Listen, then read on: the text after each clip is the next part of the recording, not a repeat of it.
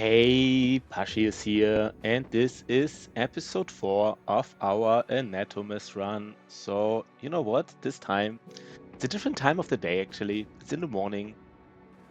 So, maybe some people like to listen to this like while they're working.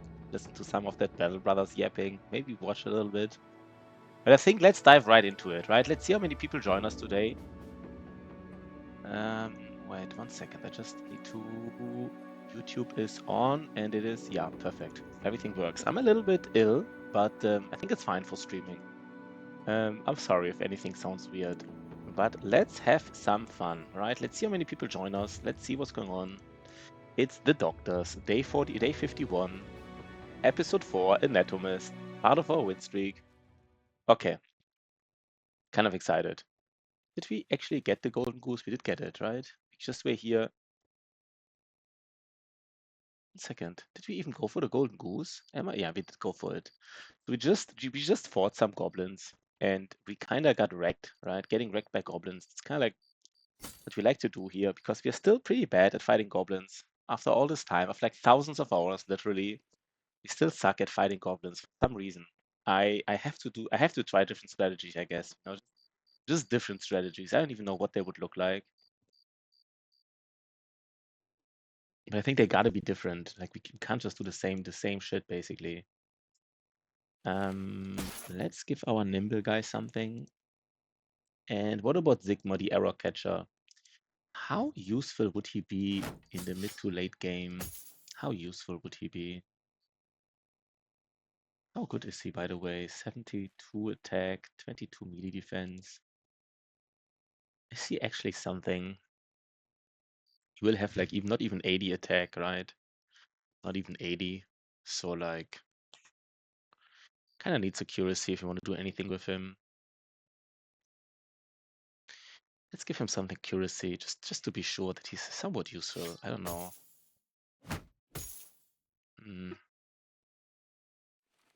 Guess the combination of shield and accuracy is kind of like weird. It's fine. It's fine. Let's do something here. Let's try to find at least 3 more Gobo camps. That's what we're gonna do here. That's what we're gonna do. Okay, maybe there were Gobos here. To get this ambition, we had this ambition forever because we kind of like, we were here, I think, when we got this ambition. We just fought some Gobos and we were here when we got this ambition. Maybe, or shortly after we found Gobos. Then for some reason I made like a detour all the way around, which I probably shouldn't have done. And we did do it. It's not the worst thing, but we kind of like could have done so many other ambitions in between. There's Gobos. Many goblin ambushers. They don't have backup, so we might just fight them.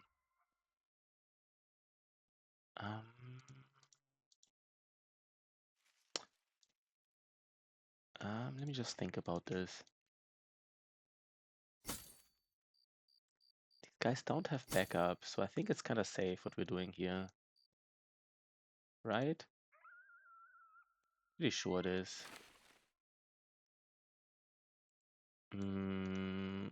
Our tank...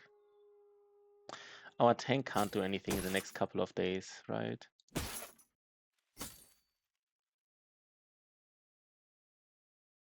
So who gets this armor? Oh wait, this was Good Boy George. No, never mind. This was Good Boy George. So we can give this back to our tank basically. So kind of like even better, maybe, in a way. Ragus is a spear guy. He just needs a nimble outfit. Maybe somebody in the front. Utility stunner needs maybe just a tempo flail guy. He gets the big armor, some kind of big armor, so that we have room for another. We have a yeah. And give this guy here Ragus like a nimble armor. Then you want to have somebody else in the front. I don't want to lose anybody here. But this fight is not hard, right? Maybe I'm overthinking this. Probably overthinking this. So let's just go in basically. I'm overthinking this, right?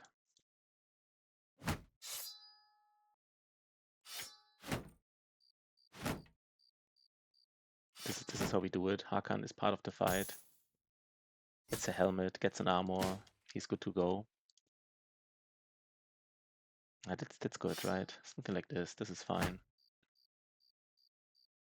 Is Hakan the one who wants experience? He kinda is, right? Kinda have, yeah, this is it. Is he though? Does he need the experience? 68 with 15 melee defense. Ibn al-Sabit is better, right? Let's ensure Ibn al-Sabit. He doesn't have full health, but he doesn't need it. Let's just ensure he gets some experience, basically. And let's go. This is not a dangerous fight at all.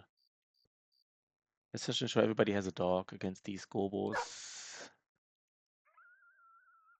Oh, we lost so many dogs here. We just bought new ones, right? Like shortly, like wasn't that long ago. We bought dogs, even backup dogs. We're already low. Have to be a little more careful here now. We don't even have a dog for everybody anymore. Yeah, it's asking for trouble a little bit. I have to be more careful. But it's night. Then maybe we have to fight them during daytime. It's fine. Nice thing is though, there are patrols from a goblin camp. So the goblin camp, if these patrols are just newly spawned, I mean, first of all, we can backtrack them and see where they're from. And second of all, if they're newly spawned, which they might be, then we can their camp is not as strong, right? Not as strong, basically.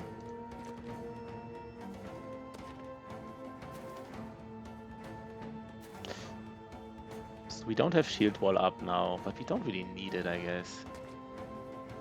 I don't think we need it here.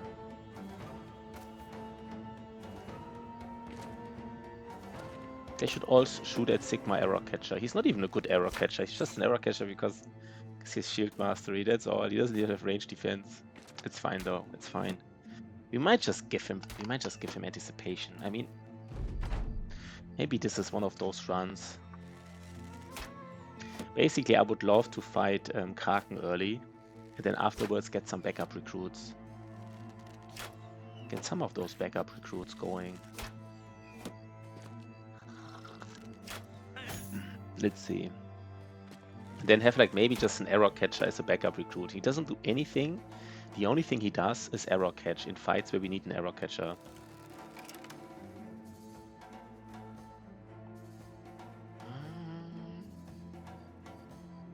We just engage him. Yeah, we just engage him, right? We only engage them if we have. We only engage them with a dog if we engage them with a brother, to ensure that we don't lose dogs.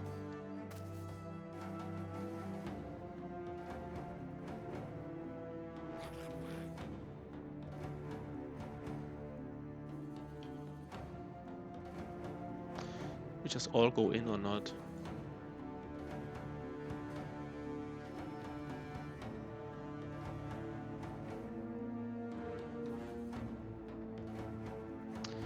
We just.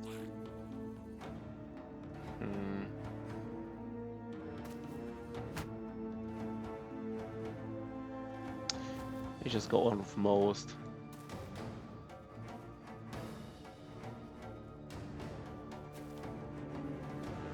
Don't want to go in with Battleforge tanks, I guess, because they can get easily punctured, right?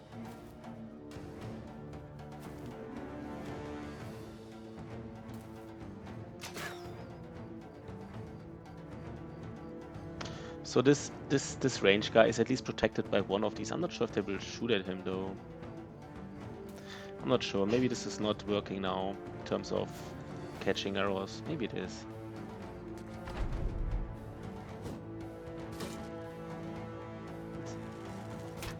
They're still shooting at him. Nice. Nice.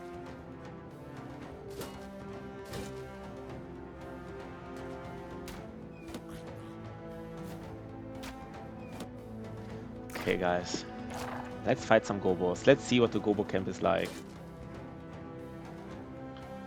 Kinda just want to kill this goblin ambusher just with like with my Conrad pike.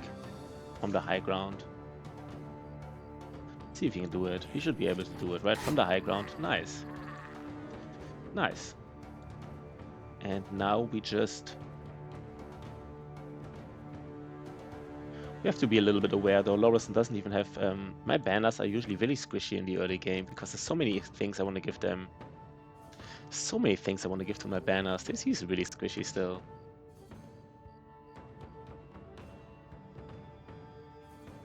I mean, he just gets like... The only thing he will get is Pathfinder, Fortified Mind, and Colossus, right? Basically stay squishy. It's just how I build them, I guess. Let's not do anything further.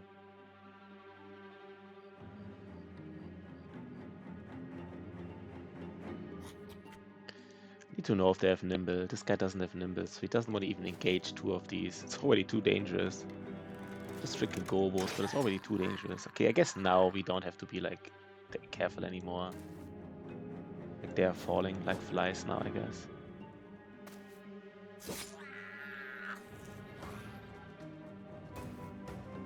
I mean, Reimer could still get punctured here from the high ground.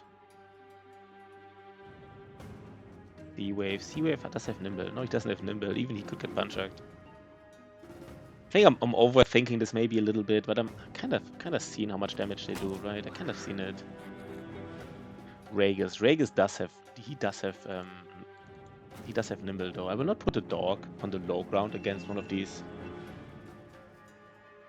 I think you just have to be like a little bit aware of when you should be like, if you are in danger, you might have to be aggressive.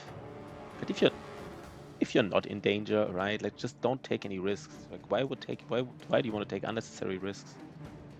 There's no reason to. Ash Gaming Tales, he has Nimble. Actually does have Nimble. Talking about unnecessary risks, right? But I don't think he will attack my dog now. Should attack this Ash Gaming Tales guy from the high ground. Here it is. Here it is. Okay.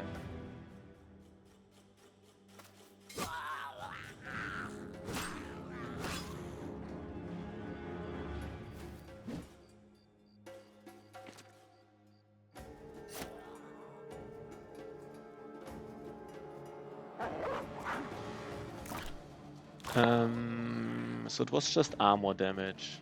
I'm saying just armor damage. I guess it's already enough to like be annoying.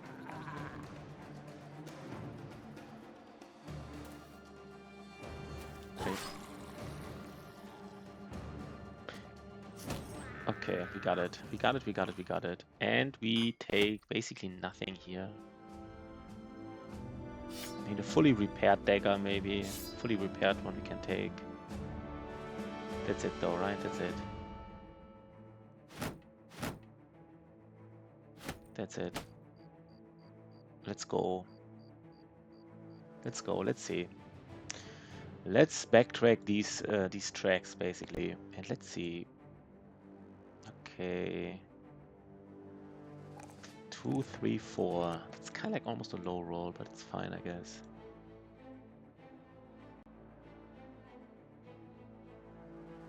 Even with a resolve trade, our Nomad, man, he has a resolve trade and he has a star in resolve, but I will still be a little bit aggressive about resolve here. We are Anatomist after all, right? Let's not forget, we are Anatomist. Okay, another Nimble guy, so we're kind of getting somewhere now. At these freaking levels, they're not good. I don't know, this Utility Stunner is kind of like not starting to fall off already. He just doesn't roll these attack values. He will be useful because of this enhanced opportunism potion with Backstabber. He will still be very useful, but now a guy that needs a potion to be useful is, you know, kind of like anybody could be useful with a potion, I guess. But it's fine. Let's go. Let's see. Where are these? Let's take. If we had a miner here, we would get like gems, right? Like a lot of gems. Battle Brothers, let's dig. Almost a reason to get a miner. Like, I'm not even like... Let's see what we would have gotten. If we had a miner, we would have got like 2 gems. Worth like 1,000. We have a chance to get a... So we have a 50% chance to get like a temporary injury. But we get tools. And we have a 50% chance to get tools and the golden chalice. So I think we dig. Oh, we lose tools. Okay, never mind. But okay, we kind of got lucky for the golden chalice. But I wasn't even aware that it was, okay, you don't gain them, you lose them. Maybe would have changed my... It's fine though. Let's repair these. They are worth some monies. We actually have the tools to repair some stuff, right?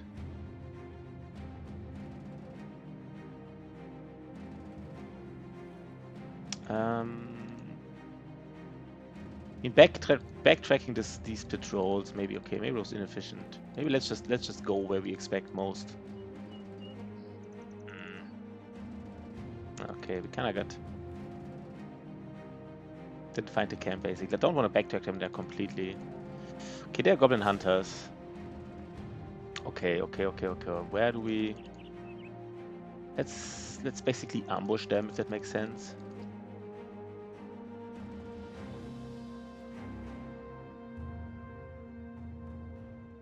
And I mean, I want to ambush them, and I want to go to the high ground afterwards on this hill. Fighting wolf riders though, right? It's always iffy. Only one range guy. I think it's... We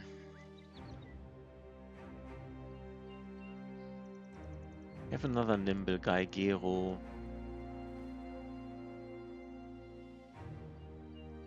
Tempo Flail. Maybe the Tempo Flail guy sits this one out.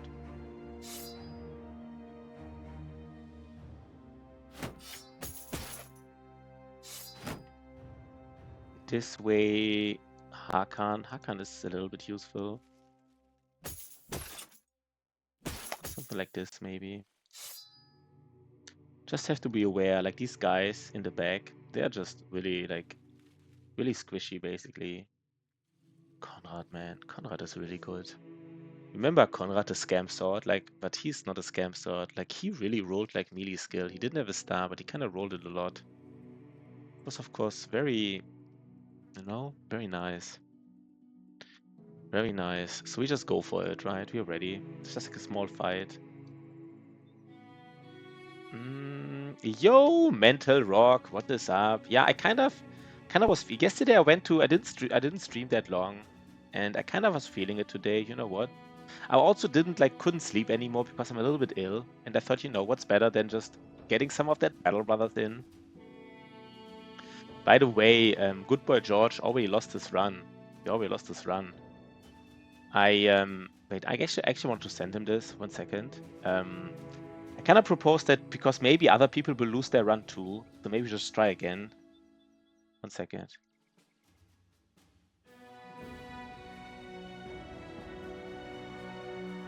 One second.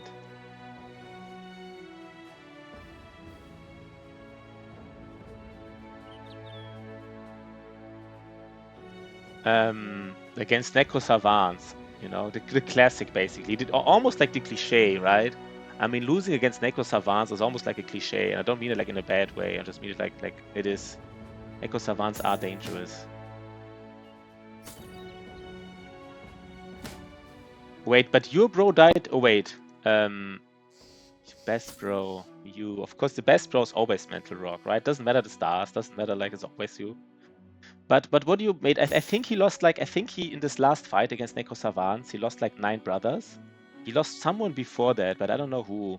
But anyhow, he lost his run. But Necro Savants were dirty. I think I'm not sure if he could have escaped. They just basically, you know, kind of like not ambushed, but attacked them at nighttime. I'm still not completely sure about the mechanics, but I think he lost you before that. I still think you can. I'm not sure. I've kind of heard conflicting things about this, but he might have been able to just escape, but don't quote me on that.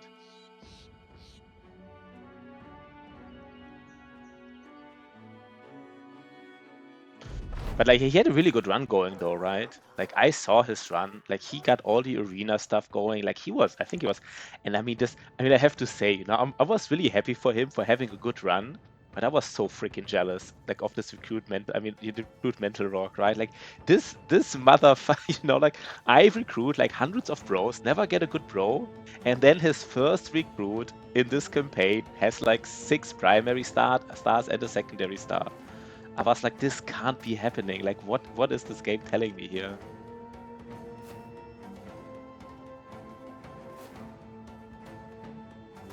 But yeah.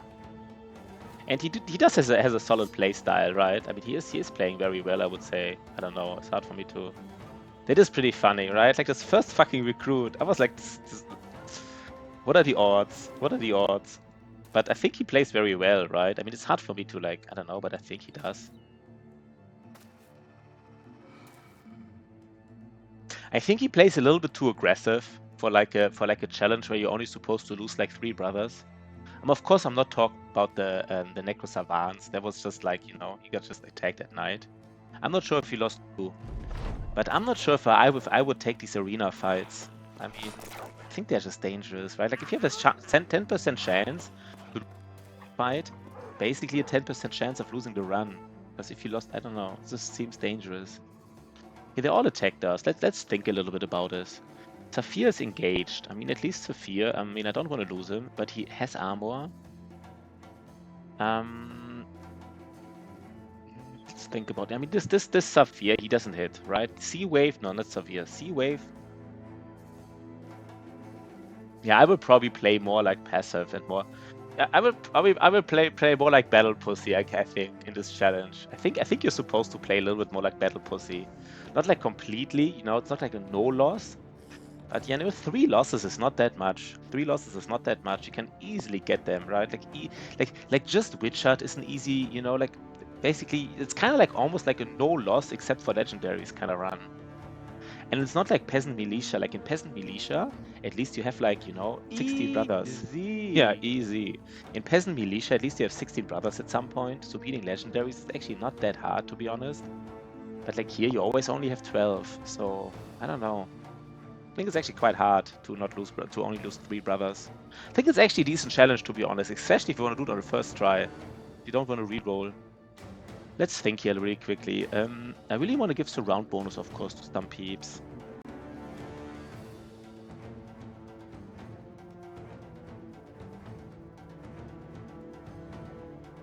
These dogs will die if I put them there, right? They will die.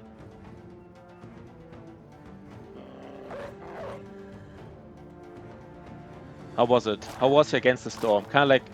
You kind of like won in the last minute or something. That if it was one of these things, it's awesome, right? Like if you basically win like in the last minute and stuff. Was it like kind of like this?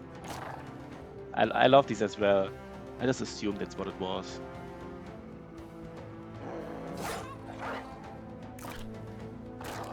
Maybe somebody has to do some tanking here. No, I don't know. Kind of afraid here. These guys, I mean, for example, this Saphir guy, he's just, I mean, he has armor, but he doesn't have stats. Let's think about this really quickly.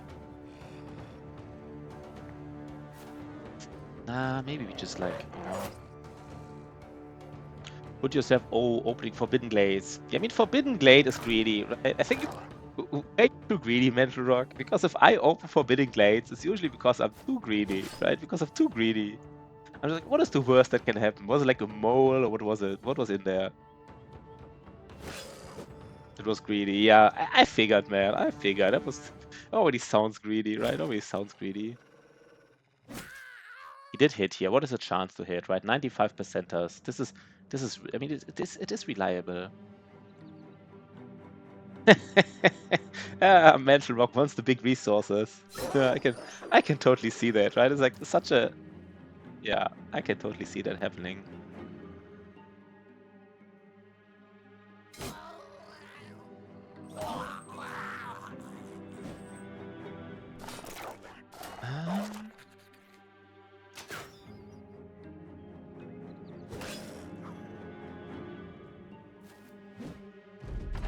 I want to know what was in there. I had to call. What was in there though? What was in there? What kind of event was in there? What kind of glade event? Maybe, and sometimes I even know the name, but if I don't know the name, maybe send me the link. I just have to see how it looks. Usually, if I know how it looks, I know what the event is, I guess. And sell your family. This, yeah, can you like? The one that gives these are all kind of nasty if you don't solve them, right? Was it like the one with was it, I think Stormbird is considered the hardest, to be honest. Was it Stormbird? Stormbird is like extremely brutal. I don't know if this was this.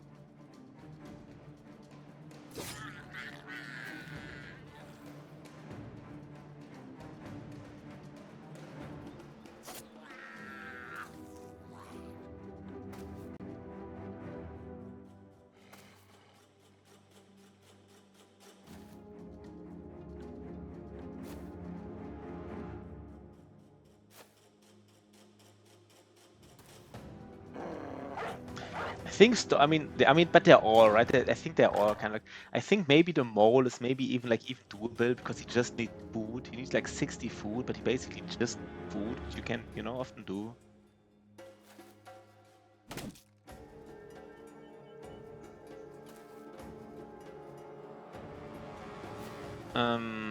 Do I even hit this guy? He's now stunned. I don't know. That was probably weird to even like now I hit him and now he's not stunned anymore. That was just weird, right? That was just weird. Lightning catcher. Let me just check that really quick. What do you need here?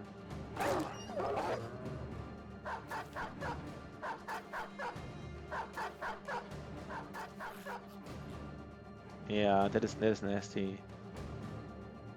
Yeah, you need like otherwise you need like you need like 15 parts, 90 oil. Yeah, this is like the other option is also too brutal. That one is a brutal one. I have to say that is pretty brutal.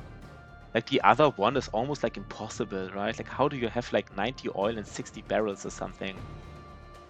That is a brutal one, to be honest. That is I think one of the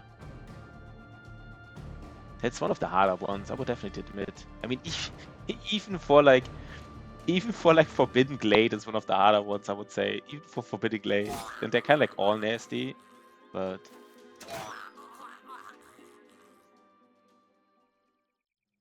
yeah.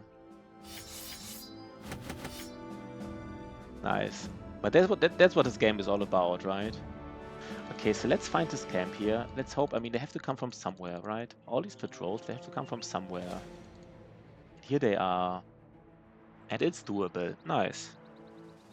Might even be able to do it during daytime. It's a little bit greedy to do it during daytime, but it's just like 3 ambushers over here. 17 people. What difficulty was it? Was it still difficulty 2 or was it higher difficulty? Are we greedy here? Attacking during daytime. 1 second, guys. It's so greedy to attack goblin camps during daytime. They don't have a shaman. It's so tempting, right? It's on the plains. Just a few ambushers.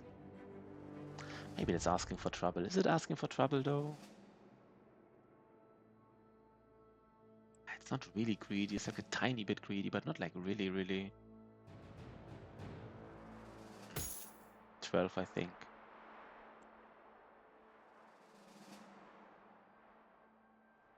Oh, yeah, Dangerous Blight was already active, yeah. But this is really fun, right? Like if you the nice thing about like having a couple of really, really nasty playthroughs, like runs, like settlements in between, really makes the other settlements more fun, right? Because you know how dangerous the game can be. I kind of like this. This is, by the way, again, why I hate this. I hate the cornerstone, which tells you what's in glades. I think it's, you remember when I said it was too overpowered? Like if you can see inside glades, just too overpowered. It takes away all like that. I think I should remove that one. Because if you had that cornerstone, this was also non-issue. Would just not open the glade, open another one.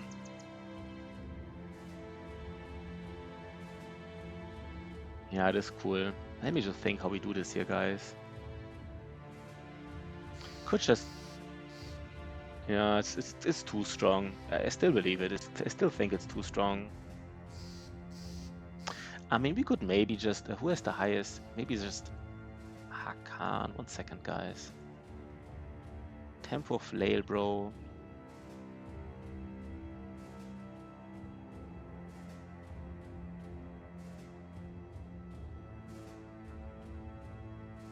Maybe put like a tempo flail, bro. And let's attack them during daytime. Let's be like a little bit. I don't know if if it's that greedy. I don't think it's that greedy. It's like a tiny bit greedy, but not really, right? Please tell me it's not greedy, guys.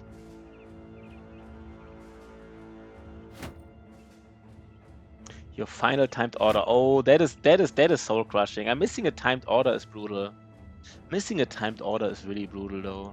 Because you know it's like all the shenanigans about it, right? Like you lose kind of like everything, right? You lose the not the resolve, but yeah, you lose the bonus, you lose like everything about it. That is timed. I mean, I sometimes, yeah, timed orders is like so binary, right? Like either you get it and you get like all the bonuses or you don't get it. Sometimes feel maybe they should make it less binary, you know, maybe make it like in 3 stages. Like either you fulfill it and you get all the bonuses, or maybe you just slightly miss it and at least you get like the, you know, like the resolve or what it's called. I'm not sure, but it is really binary.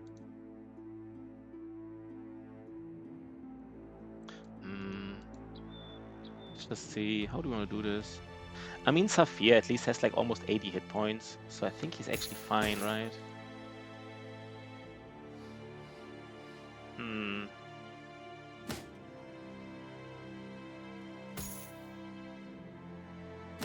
Hakan.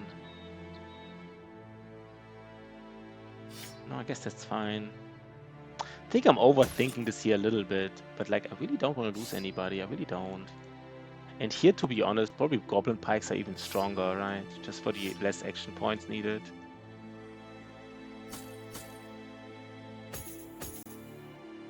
And no efficient for moves. Yeah, kind of like no planks is a big deal.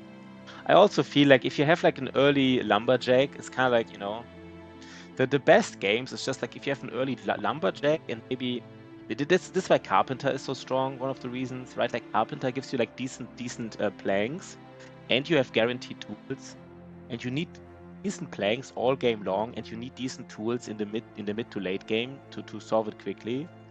That's like an early carpenter. If I have like a blueprint choice, an early carpenter is not bad. It's kind of like guarantees a solid run. It's not like a carpenter is not like the perfect building in like any stage of the game, but it just guarantees a solid run.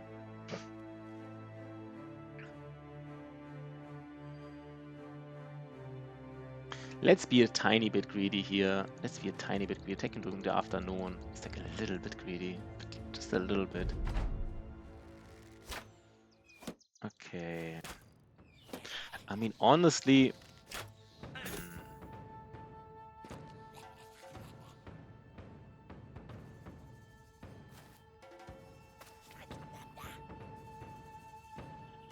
they're too greedy to go on this high ground here. I kind of want to be on that high. The problem is, if I go on this high ground here, guys, I kind of have a nice shot against these skirmishers, but as soon as I put like somebody in front of him, they can get netted. I'm not sure if I want to get netted in the first turn already.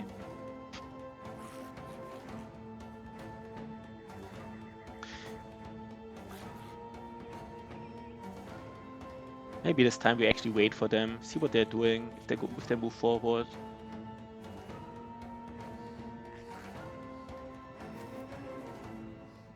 That's the nice thing about Gobos, because of their high initiative, they just all move before you and then you move. There's no like shenanigans going on.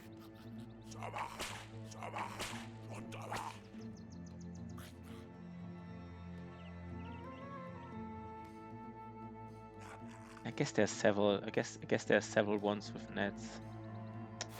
Maybe we can kill one guy here, right? Almost. Ah, fuck it, right? Almost. It was just a low roll. I feel like this had to be a low roll, right?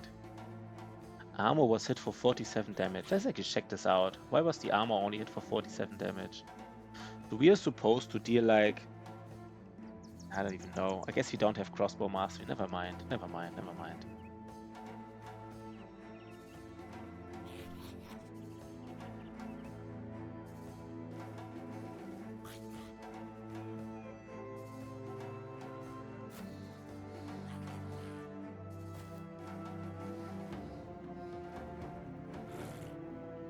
Do we engage this guy here? Let's actually try this time to not get netted immediately. Like, They net, like, you know, if you go within 3 tiles, they definitely net you.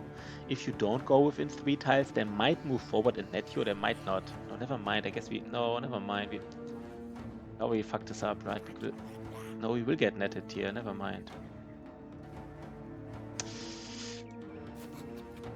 It's actually a reason to get a second range, bro. Just for these nets, to be honest. Just get a second range, bro, just to get more nets. It's really hard to get nets with just like one range guy.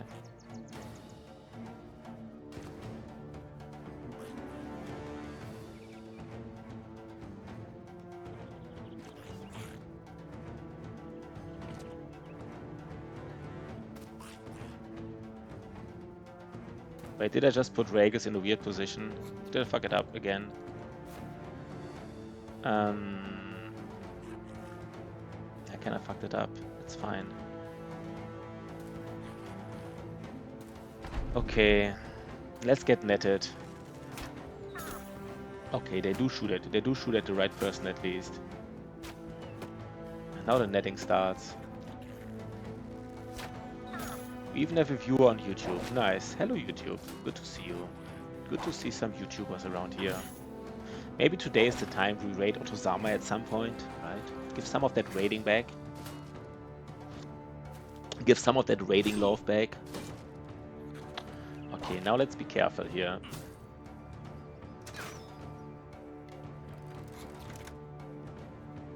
It's almost like a waste to use like a crossbow again for this goblin skirmisher. But I mean, I guess it's...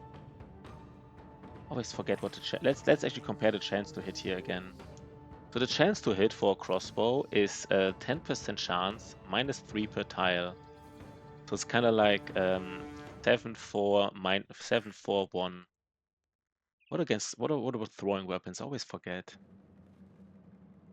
Battle Brothers? Throwing axes. I think it's different for throwing axes and javelins. So let's specifically look at throwing axes. So throwing axes, the chance to hit is... Wait, what? They have 30% -10 per each tile, so it's kind of like the same. So they have like 30%, 20, 10, 0. Maybe use it.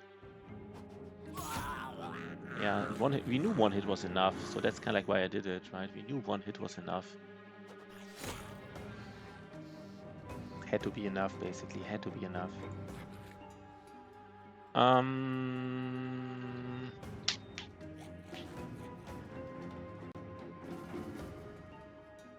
Is there anybody we want to hit specifically?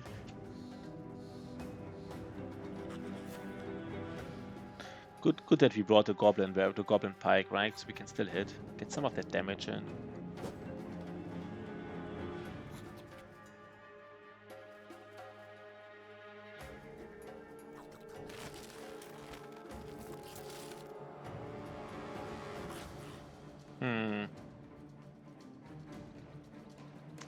To be honest, this guy's the only one who needs to stay here, Sigma.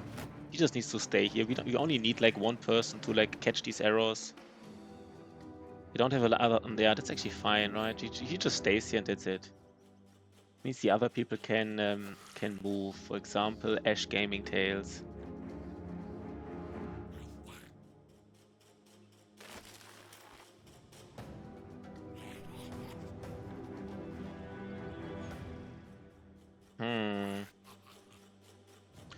Do I really want to use a dog?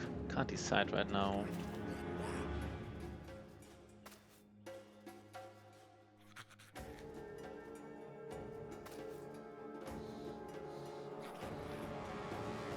One second, let's look at this weapon. So this guy, this Goblin Skirmisher here, he can puncture. But, I mean, somebody can always puncture. But it's only one guy, right? Always forget, this is... The Goblin sword can't puncture. It's just the Goblin, like, this weapon here. Which is kind of like a mixture between a sword and a dagger. I think it's actually more dangerous anyhow. Let's try to...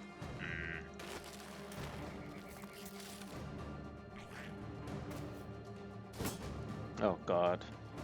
Disaster, right? Disaster.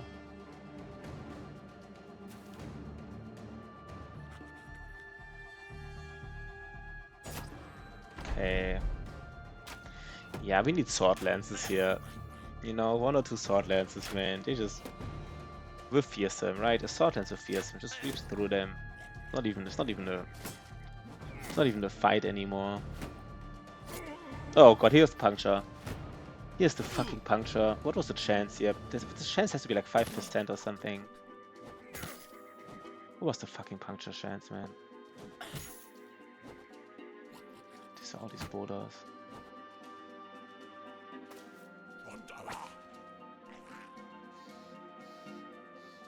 6% puncture, of course. They roll it, right? They roll a 6%. I mean, but you take a 6%er here. I think this was still the right decision. Yes, we got punctured, but like, I mean, gotta take a 6%er here. You're not willing to take a 6% chance on a puncture, then like, what are you even doing, right? What are you even doing? Oh god. It's time for dogs already. God damn it.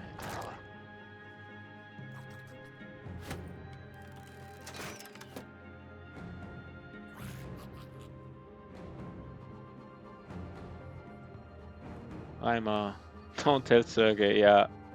By the way, this tempo flail guy doesn't have a flail.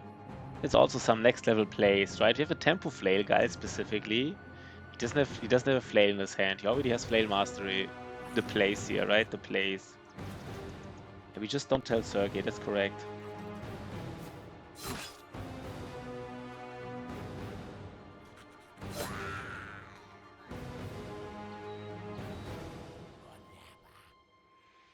I mean, Ragus, does it sound greedy to move in and shield wall here? I don't think it's greedy, right? I think it's actually fine. Go in here, shield wall. He has like, you know, he has nimble and everything. Like somebody has to engage these guys, I guess. Why not him? I just don't tell Sergey, that's correct. Don't tell Sergey about our misplays here. Okay, Sigma doesn't even have enough. That's fascinating. Can't even shield wall anymore. That's how pathetic he is now. And this was a slight misplay. Seawave should have moved in first. And then the dog. That's fine.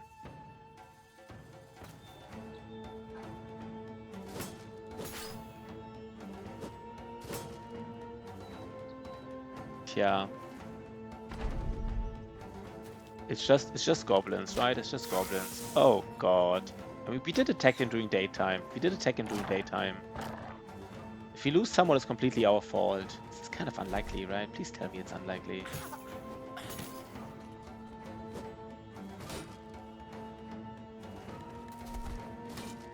If somebody gets injured, it's probably already not worth it to... Probably should have... I don't even know anymore, man.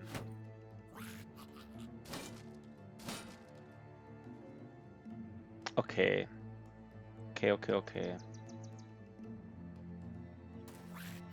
Okay, Reimer does place a dog. He does place it. Zafir never hit so far. He never hit a 50%er. Maybe now he can do it. For once in his life. No, he can't. He can't get 50%ers. Third time in a row. He doesn't do it. Fuck this guy, right? Fuck this guy.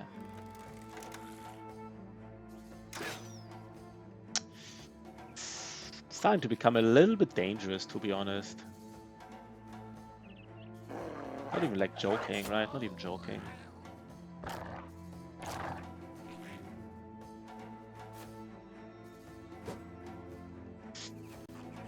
Okay, missed another 80. Missed another 80. 60, I mean. Okay, got a 60. Good. How do we approach this? This Goblin Skirmisher here. Like the 8th time we tried like a 50%er against him. We don't roll it. Sigma. Does Sigma die here now?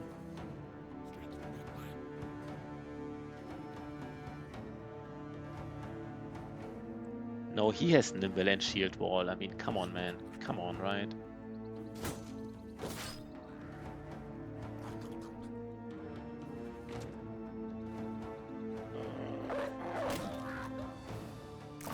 There was the nice... You know, this one surround already made a difference, probably. Yeah. 62%. Oh, God. we're actually having trouble here. Like, it's really like we are having trouble here.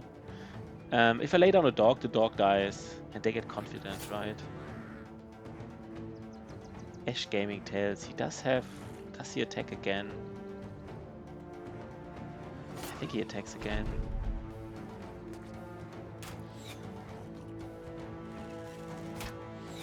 Was it a mistake to attack him during daytime? Such a small camp again. This is literally a tier 1 camp, right? This is not even tier 2. This is a tier 1 camp.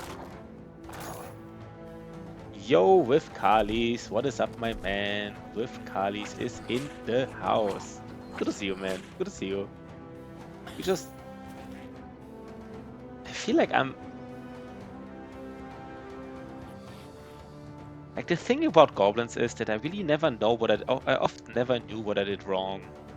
Like, if I fuck it up against orcs, I kinda knew what I did wrong, or at what point my RNG failed. Or like, you know, whether or not I should have not attacked the camp. But with Gobos, man, there's like no learning curve for me. Like, no learning curve at all. I just fight them, and sometimes I win, and sometimes I don't. That's just it. 1 second. Guess we actually kill this one Gobo here. He's surrounded. Of course you don't hit him, right? Of course. 6. Saphir never hit in his whole life. I think this guy never, ever hit ever. Just not the kind of guy who hits enemies. He's just not, I guess. And he all, I mean, this Goblin Skirmisher is also like invincible, right? We can't kill him ever. Yeah, he's invincible. Cannot get killed. It's not possible. He does. It is possible to kill him. Interesting. Almost didn't expect it anymore. Now we're kind of getting them, right? Now we're kind of getting them. At last. Gero. Should Gero just go in? And just say, fuck it, guys. Engage all of them. Go in. Place a dog. He is nimble, so I guess, you know, somebody gets his surround bonuses going. Against everybody here. And I mean, our tank can engage like one of these Gobos. This Gobo is surrounded by like 4 enemies. He should technically die, right? Like, technically he should die. Right? I don't know anymore.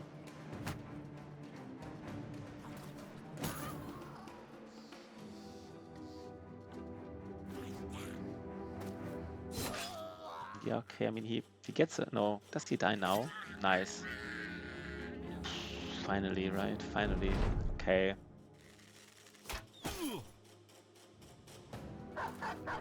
Nobody get injured. I guess it's already success. Like, if you don't lose a dog and you don't get injured, for me that's a success. Of course our Battleforge tank got injured, I forgot.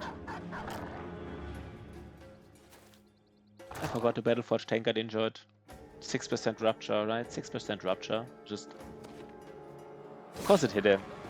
I think it was the only rupture hit. I'm not sure if there was a second rupture hit. I think it was the only one. Maybe there was another one, I don't know.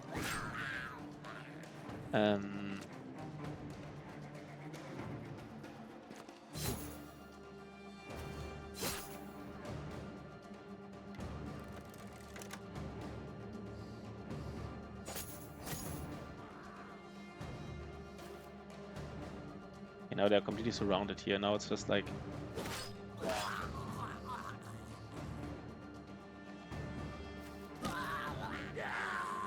Yeah, we will run him down, that's for sure.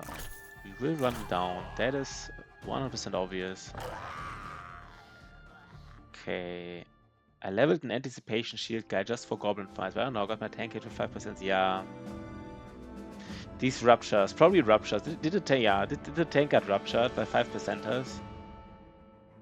I mean, if you're like on a low, I mean, if they roll like 10%ers because you're on a low ground against them, I would say like, you know, it's your own fault. But I mean, if they roll 5%ers, I mean, you gotta take some risk in this game, right? You can't just, I mean, I don't even think it's a mistake to get hit by 5%ers a lot of times. Yeah, rupture does sound painful. What is a rupture even? Like, wait 1 second. What? How do you call it? Rupture.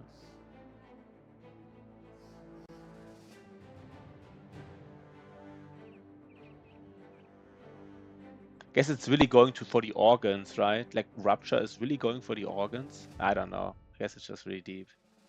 Yeah, it does sound painful, I guess. I don't even know what exactly it is, but it does sound painful. Bolas. Bolas are not a thing, right? It's not really worth enough money.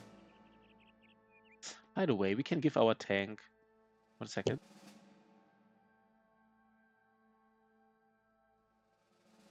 Isn't it called rupture? No, it's called puncture. Oh god, it's called puncture, right? Not rupture. It's called puncture. Getting hit twice in a row on a 5% is like 0.5%. Now it's a little bit higher, the chance, right? 5% times 5%. Wait, how big is the chance? Oh god, no, maybe it is this. No, it's even lower. It's even lower, I think. It's lower, yeah, it's lower. It's not impossible, right? It's not impossible.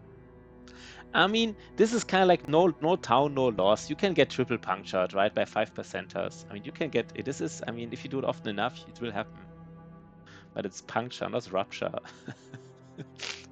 So our tank again, our tank just gets ruptured. Gets punctured. It's just like his role, I guess. Gadulf. What does Gadulf do? I don't like these roles here, to be honest. But you know what? It's time to give him. Oh no, we said 5%. The 5%, yeah. If somebody rolls a 5% puncture, it's not a puncture anymore. It's a rupture. I was almost clicking like this crossbow button, but of course that's wrong. Almost clicked it. Do we give him throwing mastery already? By the way, let's give some. Let's ensure we don't do stupid things here. Do we give him throwing mastery already or not? 1 second.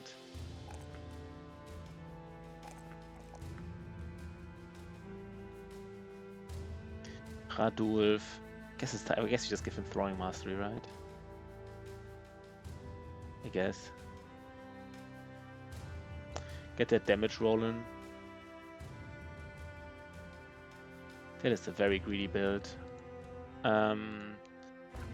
We want to repair. Wait, do we have enough tools to repair stuff? We really want to make money here, right? We're already spending a lot of tools. Triple punctured. Brave Beat doesn't get ruptured or punctured, he gets punctured. I'm sorry, Brave Beat. But I mean, it's not ruptured like I said it, and it's not like punctured like you said it. It is punctured. So let me just write it down. So, you know, I said ruptured. You said punctured. But it is punctured, right? I think that's what it is. Oh, sure. I think it's punctured. Not.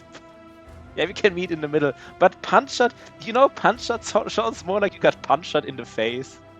I guess he said we shot it like 20 times with a guy, then the chance to get double hit skyrockets. Yeah, that's true.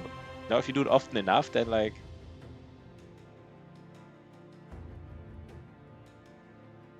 But yeah, I have to say, I like punctured more than ruptured even. I think punctured is a cooler word than ruptured, Brave Beat. I think maybe I use your word in the future. You know, tanks get punctured. It's just cooler in a way. Let's just think about where we go with these guys, by the way, here a little bit. Do we repair? 1 second. Like usually I say like repair, you know, we want to make money while we're repairing.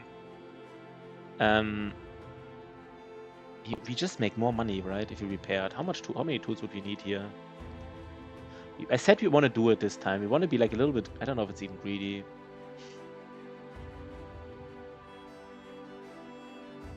Brave Beat. We meet in the middle. Maybe we really have to give, it's basically for tanks. If you get 5%ers percented, it's a rupture. And if you get like, I don't know when you get punctured. Like, I'm not even sure who gets punctured. Maybe if you don't really care about it, like a nimble guy. A nimble guy doesn't even get punctured, he just gets punctured. You can take some look here. This is probably, I don't know, the positioning of this guy. There's another Gobo camp, but it's a tier 2 one. So we don't really like it. By the way, we might just scout this area because we don't want to go back to it. There might be, I don't know, there might be like a black monolith here, or whatever, right? Probably. Oh, we don't have money. Oof. Wait, what?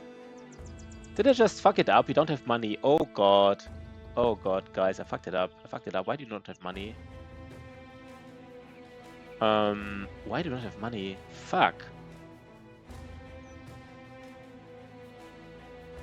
Rip win streak. Yeah, rip win streak. Why do you not? What am I? What the fuck, man? I forgot that we need. Forgot that we need money. I forgot about. I was like, let's just fight some gobo. And you don't get money from gobo camps most of the time. Maybe you don't get money at all from them. I don't remember. Maybe we just got fire everyone. Yeah, just fire everyone. I mean, god damn it, man. We just want to. I guess we just have to go back. I guess we don't care about moods too much. They're kind of too happy already, right? They're too happy, by the way. We don't even want them to be this. I mean, we don't really, yeah, they're kind of too happy anyhow. Not all of them, but like, I guess some people hate it though, right? They're in reserve and they're like, Yeah, the problem is gobo camps don't give you money. I think gobo camps don't give you money, like at all. Kind of like, it's one of those things. I guess it's one of those things. They just don't give it to you. How do we do this?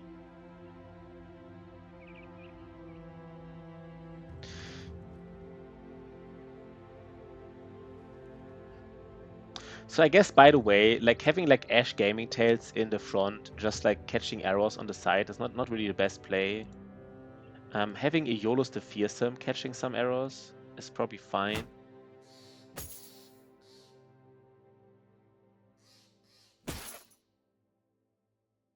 Yeah, getting ruptured and then not getting paid for it. That is brutal, to be honest. That is brutal. I gotta admit, actually, that is a little bit brutal. Kind of feel bad a little bit. Is he still... I mean, I guess him not having fatigue is not the biggest deal, to be honest. He's just standing there anyhow, right? Maybe I just still put him in the fight. He's already like injured, like whatever, right? Whatever. He just does it again. I mean, right? Yeah, it's fine. He even had the heater shield. I mean, we did everything. I mean, this was a 6%er, right? It was a 6%er. I guess it was actually the right loadout, right? We do the fight exactly like we did before. Like no changes. We just hope it goes well, I guess.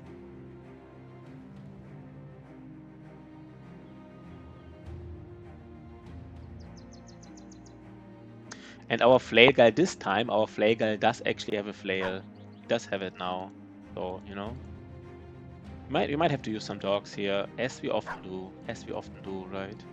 Everybody gets dogs except the range guy, because the range guy always has something better to do than placing dogs, I guess.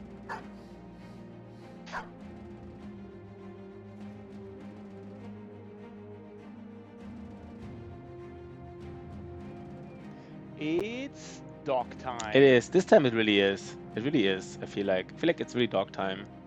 For some reason, though, we have javelins. So you know what? This time it's also maybe javelin time.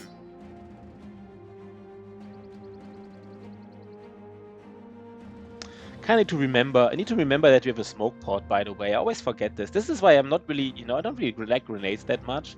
Because I'm just too stupid to use them. I forget I have them. It's kind of like a weird reason to not use the grenades, but it's...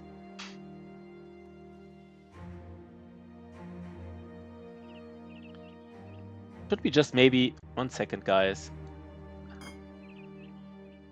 We usually have some action... No, do we have some action points sometimes? 4 action points. Maybe we actually do. Yeah, it's easy to forget, right? It's really easy to forget.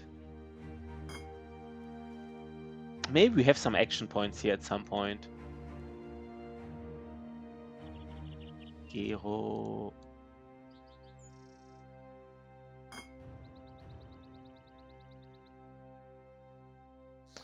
Let's go, basically. Let's go. It's a little bit dangerous, but like, I mean...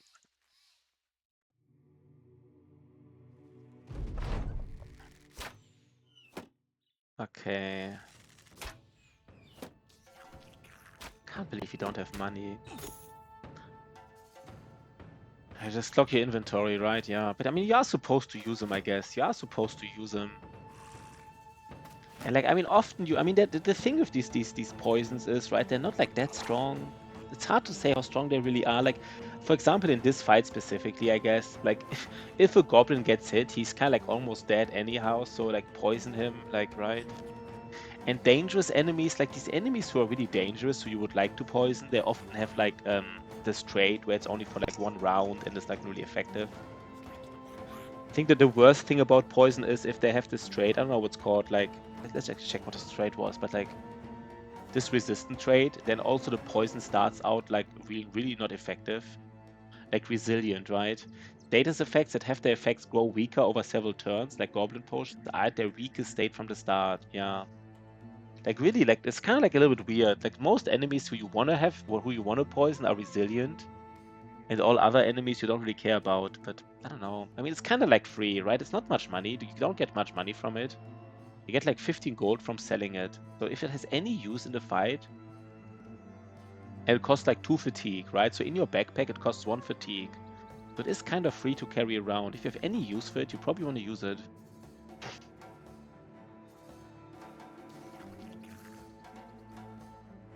Hmm.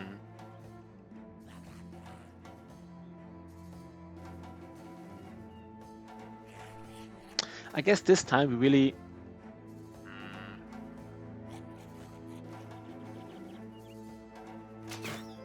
Was that correct? Was it the correct choice? I don't even know what the total chance to hit here was. It said like 10% chance to hit the Goblin Ambusher, but yeah, we had a decent chance to get like a strafe arrow, what it's called. Good against Neko Savants. Oh, I never thought about this, Shoppy Cat. Shoppy Cat, I've honestly never thought about Neko Savants. I never thought about using it against Neko Savants. Interesting. Right, I never thought about it. They don't even have resilient, right? You can stun them for 2 turns and stuff. They don't have resilient. They're very dangerous.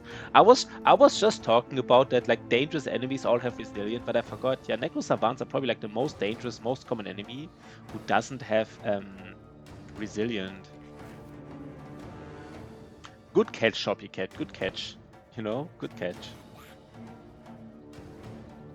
This is a kind of nice position. I hope they can all see. I guess they can all see Sigma, right? He's on a high ground. He is shield walled. That is interesting. That's a good use case, right? I never thought about it. I really never thought about it.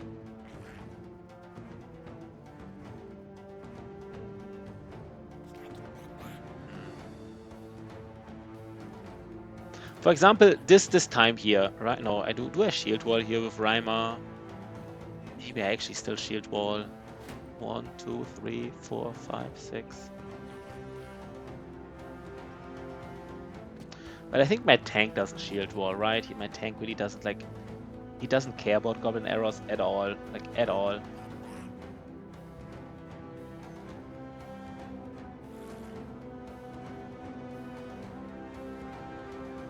Question is here like a place where I like.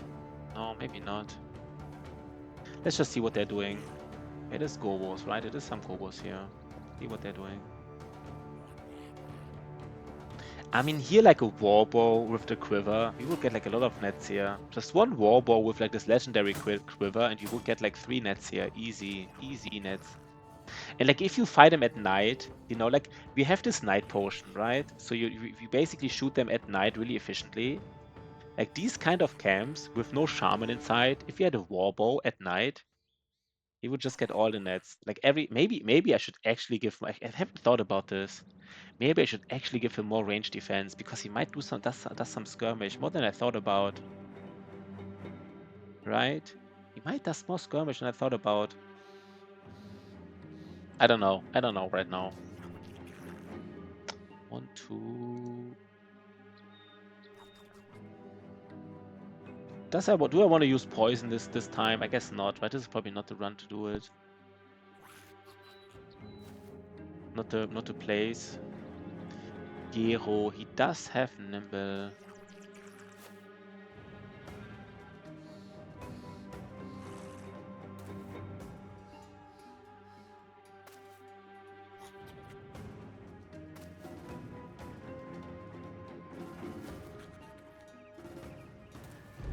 Okay, this turn will be brutal, right? We get Bola to death and netted to death and everything. Nets, Bolas. Guess the only thing that doesn't really hurt is arrows, because we have a nice arrow catcher on a high ground. Shield walled. But yeah, we will definitely use it. I never in my life used Goblin Poison against What about the Webknecht Poison? Is this solid? I forgot about the Webknecht. Is that the Webknecht Poison does damage, right? Which is probably not as useful against Neko Savants. Poison is really useful, right? It also lowers like their action points, but instead of 9, they have like 6. And then the second round, they have like 7. So they can basically only teleport and not attack for 2 rounds. Kind of like almost like a stun. Like a 2-turn stun almost. Copycat, man. Copycat, you know what? Nice. Good job, man. Good job.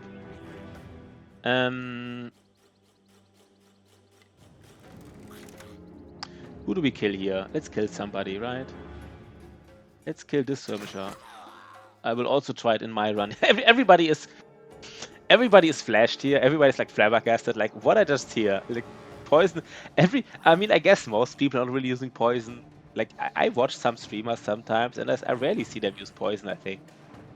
And like, you know, now everybody's like, oh my god, poison against Necro Savants. But it's really about a goblin poison, right? You don't use Webknecht poison. Let me just check Battle Brothers, like Webknecht poison. I mean, you can craft Webknecht poison. I think it just does damage, right? It's just not that useful.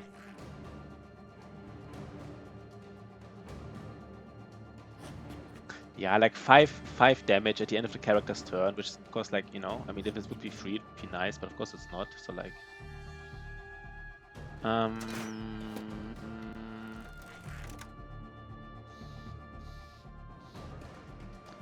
the strategies here, though, right? The strategies.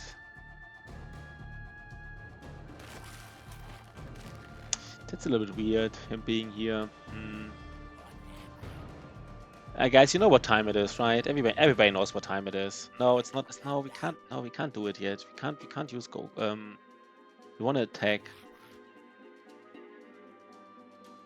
We don't know what weapon this Goblin Skirmisher has. Maybe we get punctured again, again. He might roll at 5% again, right? Like, but I mean, you have to take some risk, and not taking like a 5% risk. I mean, you gotta do it. You gotta do it.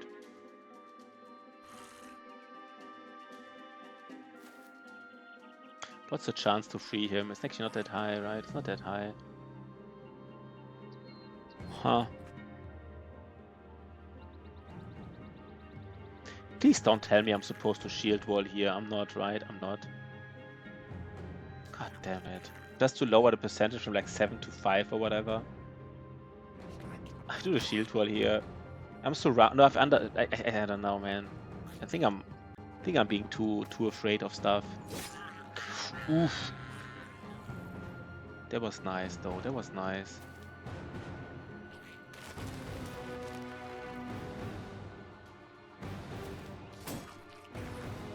He's surrounded, so the chance was really high. 70% here. This guy just needed like I don't know, a little bit more.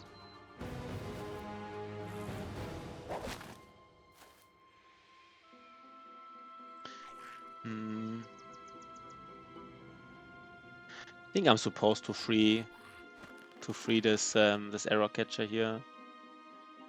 Maybe even no. Do I stay on the high? No, I go to the low ground. I'm even protected by this. It just blocks Muno. I'm protected basically. No, I want him to shoot at this. Let's wait. Basically, I want him to keep shooting at Sigma arrow catcher. These goblin pikes, they're extremely useful. They're extremely useful. They just deal enough damage to basically one-shot goblins most of the time.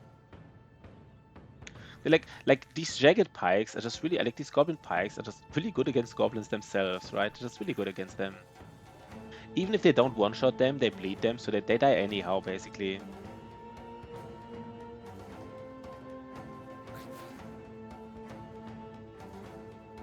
How many action points does Reimer still have? Reimer has 5 action points. Taking notes again. With Carlos will be like, he learns all the stuff now. With Carlos having his notebook out right now, he's just like, this is more like a lesson, right? This is not like a fun stream. This is more like a lecture. Maybe you should call it like, oh, these are really strong. I mean, I don't know if you knew this with Carlos. Some people might not know this, but they take less action points to use. Like, just I don't know if you, I just show it, but I guess you know it, but who knows? Well, like this attack only takes five action points, even without Polar Mastery, right? Like usually you need Polar Mastery to lower the action points to 5, but Goblin Pikes always use 5 action points. That's why they're often useful, even in the late game, even if they're not named. But of course, you know, the downside is they don't do that much damage, but honestly, the damage is actually, I think it's even more than, it's like comparable to like a Pike or something. The only disadvantage, I mean, the advantage is they do even bleeding damage. So of course, I mean, against armored enemies, right, a Billock is better, of course, or like a Sword Lance is better if you want to hit multiple enemies. But it's actually, even in the late game, a pretty useful weapon. We place down a dog here. I guess we are, right? I guess we are. It's just like, gotta do it, I guess.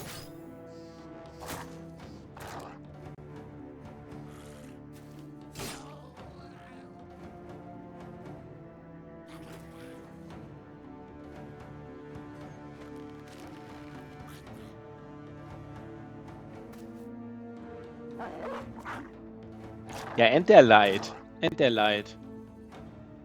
Oh, they take less fat to swing as well. I didn't even notice. Oh god, they're super strong. I forgot about it. So you can, yeah, you can stay fat neutral even without mastery. Yeah, they're just good, right? They're just good. Yeah, you can stay fat neutral without mastery, which is very useful. I forgot how good they are. I kind of knew they were good, but I kind of forgot. Can Rhyme? I mean, Rhymer can get surrounded, right? Yeah, he can get surrounded. Whatever.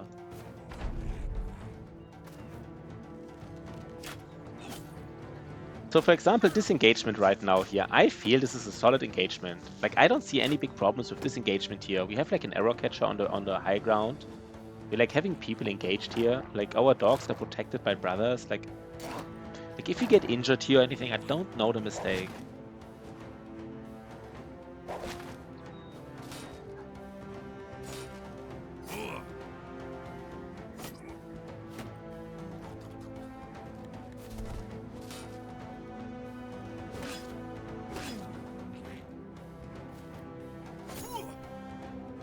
Okay, goblins being goblins, I guess. Did they hit like every hit, by the way? Let's just check how many hits they hit.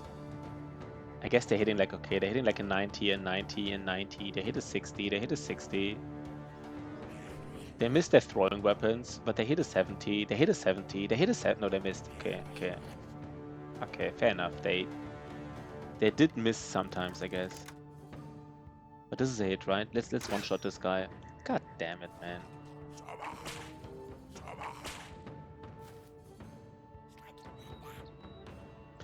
Lorison doesn't have Pathfinder, right? Yeah, he doesn't have Pathfinder. Yeah, I don't know what to do about this.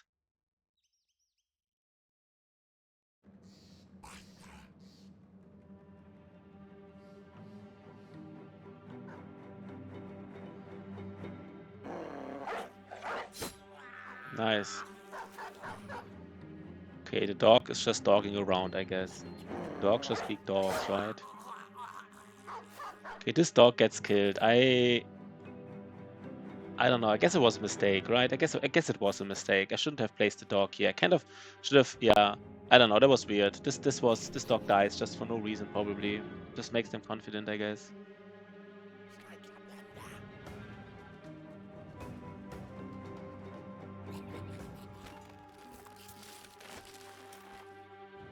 Disaster.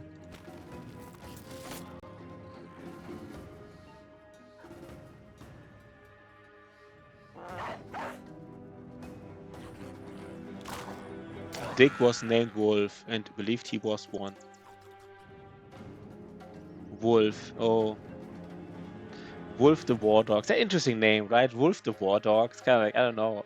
I don't know. Your name is Wolf and you're a War Dog. A little bit random. I guess Sea Wave does go in. And I don't know right now.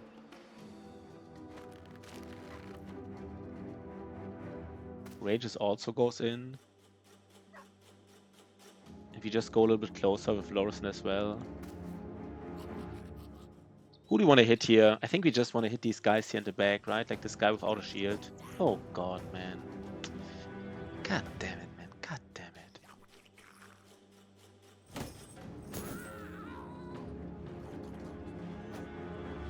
it. We are missing some attacks here, by the way. We are missing some attacks. Like, this is not like, this doesn't have to be like this, right?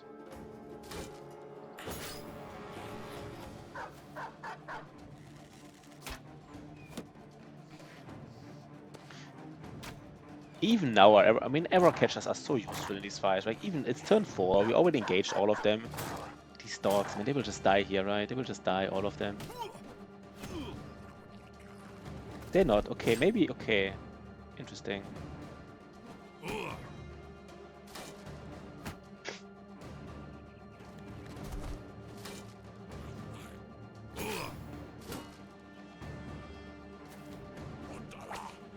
Okay.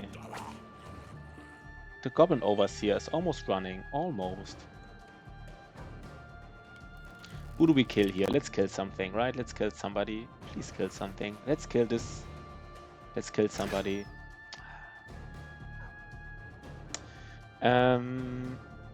This guy is surrounded. But we can kill this skirmisher here. Again, we are missing some attacks here, right? This is noticeable. We are missing some attacks. Not saying we are like super unlucky, but we are missing some attacks.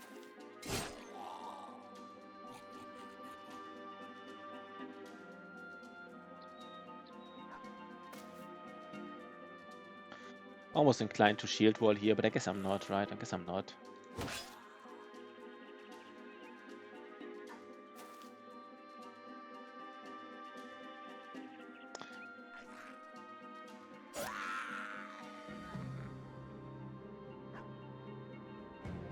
I mean, now everybody's engaged, right? So we kind of want to go in now.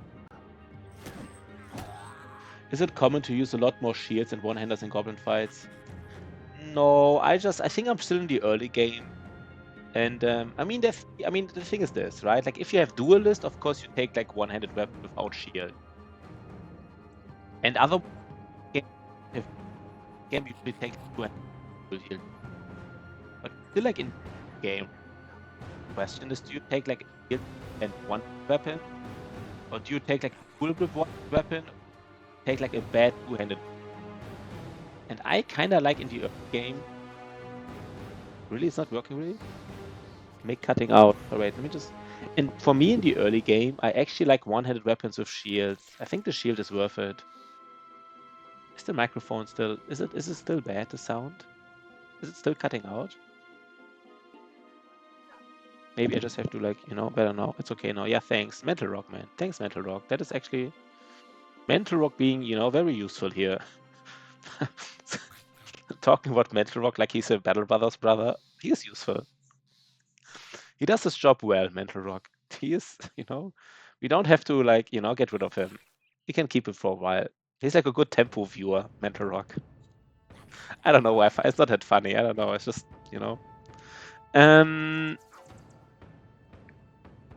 Let's go here, I guess. Let's kill the surrounded one. Okay, it was nice.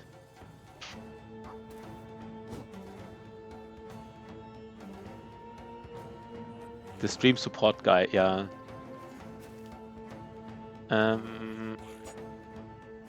Okay, so the fight is closing now, right? It is in the closing stages. I mean, I think one of the most effective ways against goblins, of course, is kind of like a sword lance with fearsome, right? Like sword lances, I think sword lances can, even if they're not named, I think you can get like a lucky headshot. They can actually one-shot some goblins. And with Killing Frenzy, they can definitely one-shot them as far as I know. But it's just like the fearsome, right? Like goblins are super susceptible to resolve cascades because their morale is so low. Fencers. Interesting. Fencers. I guess because you can one-shot them with lunge, right? You just one-shot them. Easy. But they have high stats, right? They're hard to hit. That's what I like about sword lances, right? You just hit 3 at the same time. So even though they have high stats, you will hit 1 or 2 usually. Fencer. Oh, that's true. Oh, that is actually true, right? Just a fencer with Goblin Trophy. That is honestly, you know, yeah. Good point. Good point. Fencer with Goblin Trophy.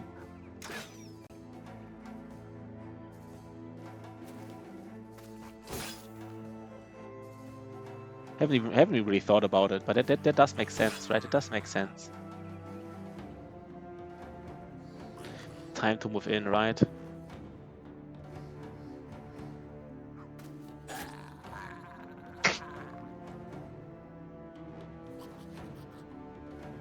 A Lone Wolf Katal with Goblin Trophy. I mean, Katal, like, I don't know. I think Katal needs, I mean, I don't know. I think they need setups, right? Like, I don't know. I mean, don't really use Katals that much, but I feel like Katal is really good on like enemies with like, you know, like actually strong enemies. You set him up with like a Daze or Net, and then you just hit him 3 times and kill him, but like Gobos. Fencers are really hard to build though, like extremely hard to build. They're probably the most stat intensive build that I've ever like heard of. Is Katal good? Let's take a look at Katal. I guess if people say, I mean, I never used it against, just because goblins don't have that much. Katal. Even if you don't use like this special attack, just the regular attack, because they have is it like enough basically.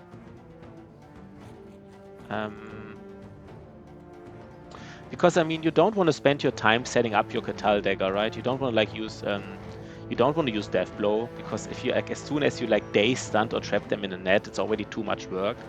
So you just looked at the regular step attack. Is that true?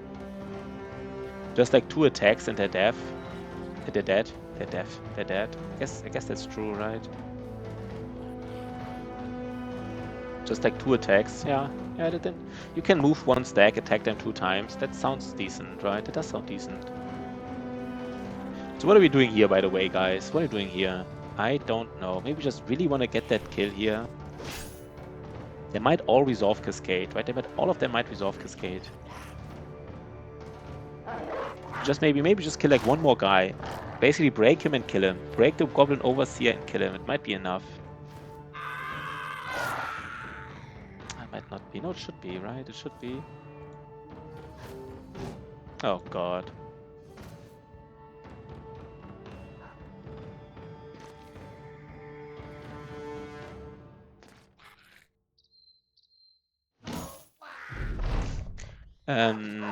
Yeah, 300 flail. Oh wait, by the way, I have display full screen. I'm not sure though about the 300 flail. I mean, my thinking about the normal flail is that the normal flail has enough armor ignore damage that you do one-shot them on a hit shot for sure, right? Like a normal flail on a headshot will one-shot them, but a 3-headed flail will not. So I don't know. I don't know. I mean, I actually think like against Gobos, like the armor ignore actually does matter, right? They do have some armor, don't they?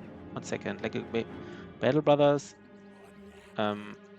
Goblin Skirmisher. How much armor do Goblin Skirmishers have? How much head armor do they have usually? Like 40. Yeah, 40 to 90 head armor. That's kind of exactly, you know, it's kind of like means that a 3-headed flail will basically deal like 0 armor ignore damage against them almost. Like it's just really low. And the normal flail will deal like basically all of it, all the armor ignore damage. Does it one shot? 1 second. I mean, I don't know, to be honest. It's just my guess. How much armor ignore damage would you do here? 30% of 50. I guess it's not enough, right? I guess it's not enough anyhow. 30% of 50 is kind of like 15 damage. So it's kind of like 22 damage. Yeah, I guess it's not enough anyhow. I don't know. But if you hit them, yeah, I'm not sure. But I would guess it's actually not that. I would guess the normal flame might be better. What do I know, right? What do I know? We will use dogs here soon to clean them up. No, wait, okay, wait 1 second, guys.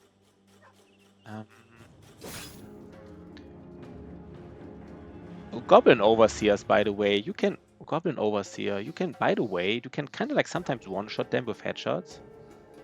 Yeah, faint ones. Yeah, famed ones are of course strong. Metal Brothers. Goblin Overseers can be surprisingly durable, and one reason is that they have like 180 armor. You kind of want to one-shot them with like you kind of want to headshot them, I guess, because like they even have less armor on the head. But of course, that's easier said than done.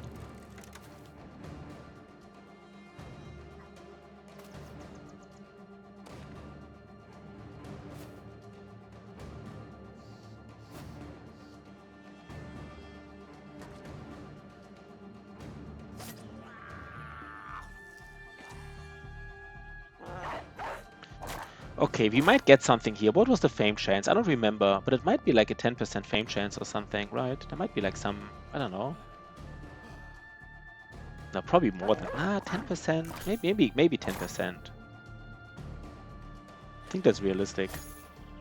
Run him down.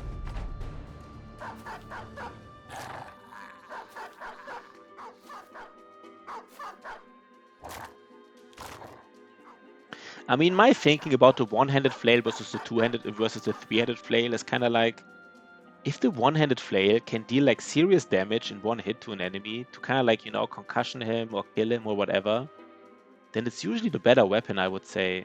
But if the enemy has if the enemy like has so much health and or armor that you just need to do a lot of damage, then I would say the three-headed flail is better. But it's just because it just deals like more damage on average, right? Like if you have to hit the enemy any times, several times, then I don't know if that makes sense. It's hard to explain. Wait, what? Why do I not kill these guys, by the way?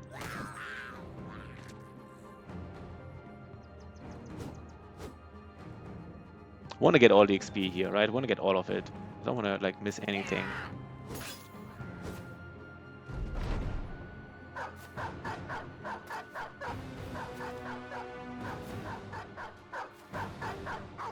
Yeah, just need to get one of those fame flails.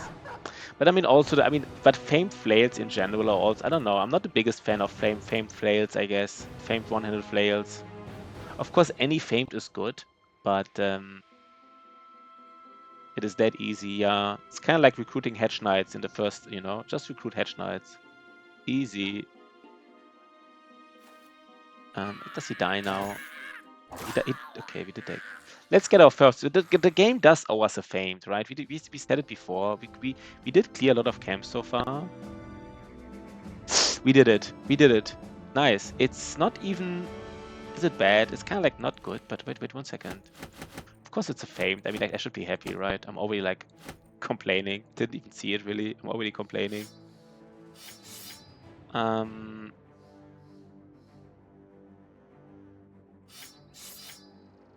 Let's take a closer look. Nice. Where is it? Where is it? Yeah, I mean, you know, it's a famed. It's not bad. We take it, right? We like it. It's 8 fatigue. So 8 fatigue means you really want to put like a big helmet on, right? You know, like a really big helmet. It's kind of like, who wants it? Let's just maybe give it to like no, we want to give it to Otozama later. Kind of meh. I mean, it's low fatigue. I think the other armor is better, right? 1 second. Battle Brothers. Nimble. I kind of like nimble armor with more fatigue and more durability. I don't know. I don't want. I think it's kind of like the low rolled. 1 second. Battle Brothers, famed items.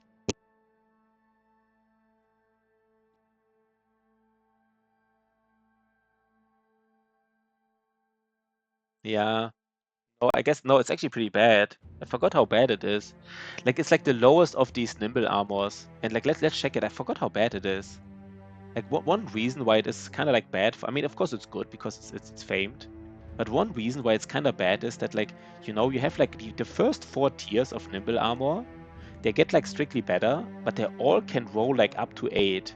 Like even a freaking like if you think about it, even like a famed noble male can roll like -8 and has like 200 durability. But of course, all in all, you know, it's a famed. We can basically give, for example, one of our brothers like this famed and then like a big helmet, like even like one of these helmets, right? Maybe not one of these, but probably one of these. And we're happy here. We're happy guys. Hakan. Hakan does roll something, I guess.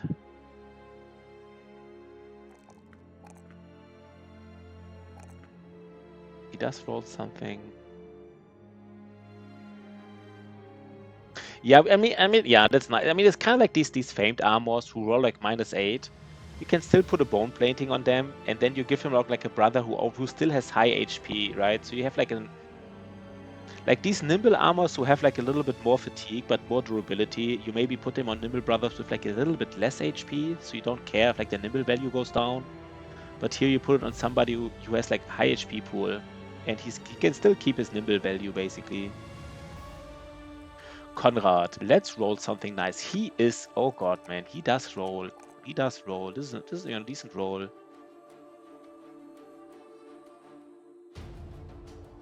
It's kind of funny that he, I mean, a fat neutral with like athletic is just not a thing. But I mean,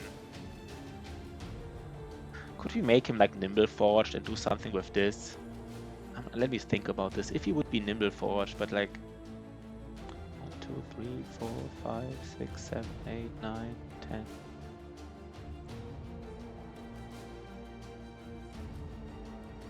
I just want to make use of this athletic trait, right? I just want to make use of it. Kind of thought. I mean, he will have high man splitter. Fat and athletic. Fat, I mean, he's not fat, he's just athletic, but I don't know if you mean a fat neutral with man splitter. I mean, the problem with man splitter, of course, is that on certain terrain, he still uses fatigue, right? Like on some terrains, he can just move one step and use the man splitter, but on other terrain, he cannot.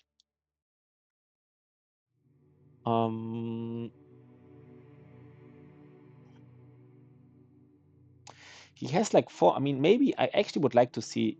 I mean, I guess he will never be purely nimble, right? I don't think I can make him purely nimble. So maybe I already give him Battle Forge. Could I make him purely nimble? Is there like a scenario? Excess fatigue. Yeah, that's true. Just give him a little bit excess fatigue. And that's also something to be useful, right? Just give him a little bit excess fatigue, and with this excess fatigue, he can use the man splitter basically most of the times. Just like at some point in the fight, of course, he will be fatigued if he gets hit, especially. But like, yeah, that's true, right? It does help him. It does help him to use the man splitter efficiently. I mean, he will have 4 rolls in secondaries. Let's say he takes 2 rolls in hit points and 2 rolls in resolve. And maybe he actually takes like 5 rolls in secondaries because he will low roll melee skill at least once. He could still be nimble, I guess. It's a little bit weird with 80 HP.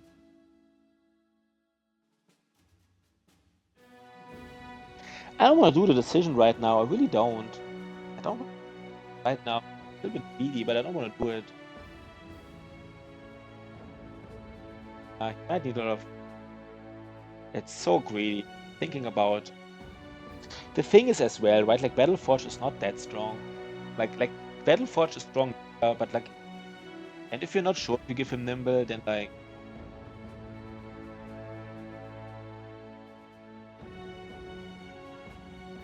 nimble forged. I mean, nimble forged is usually you have very little, you have very few nimble forged armor.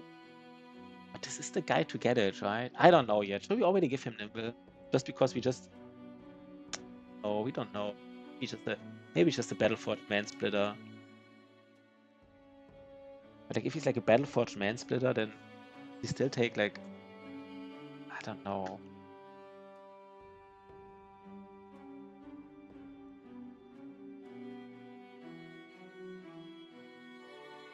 Is it too greedy to take student? It's taking student is really greedy here, right? Like it's like really greedy.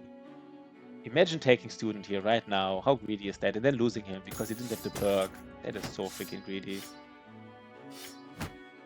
We will hate ourselves forever, right? If you take like nimble right now, like student right now on him, we'll kind of like forever regret it.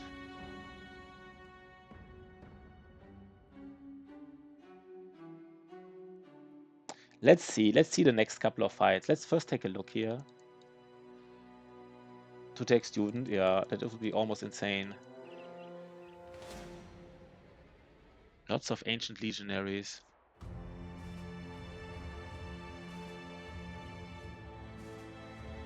Lots much. I guess I just didn't have enough money with me, so I guess we have to go back.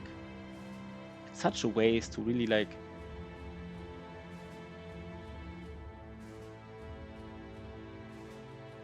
Guess we just have to go back. I fucked it up here with the money situation. I fucked it up. How unhappy are they, by the way?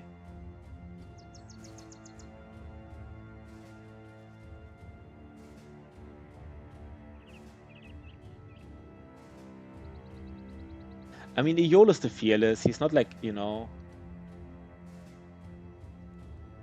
1 second. Who's really happy? Let's already like check who's really happy. Let's just do it for now. Like keep them out of the. They hate being in reserve. So like, who else is happy?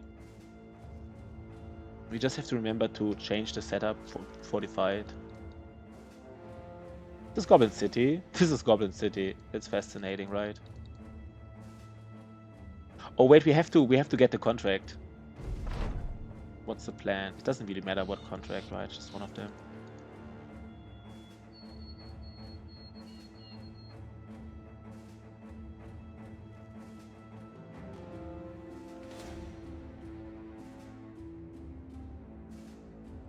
Okay, this is probably like also Goblin Camp. Let's do like a small break, 3-minute break. But this is probably the last Goblin Camp we have to do. But let's already, before I forget, let's already change these guys.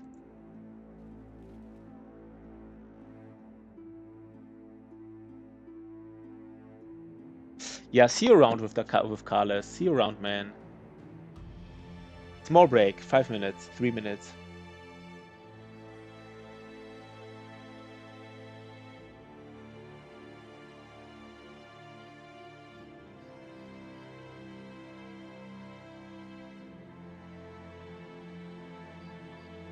Yeah, nice to catch you, right? It was good to see you, man.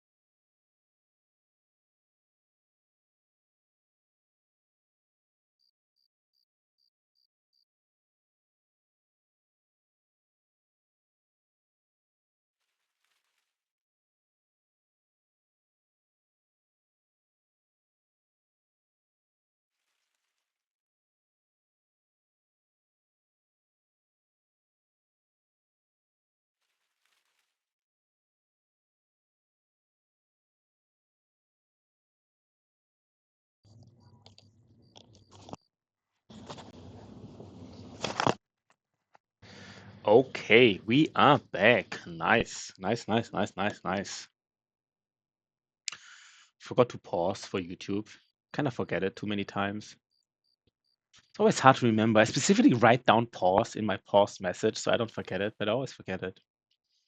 It's fine, all right, that's fine. Okay, this is not the fight where we need like this. We can still be a little bit greedy. Let's basically not skill this right now. Maybe I should. I don't know. This guy here in the front, he needs.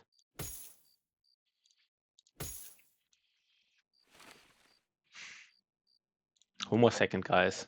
One more second. I have 7, 8, 9, 10. Yeah, 5 more perk points. Let's say 1, 2, 3, 4, 5. I wouldn't even have quick hands if I take like nimble and.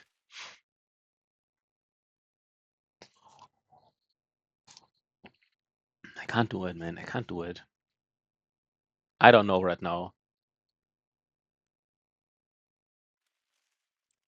Let's do one more fight. I just have to think a little bit about it.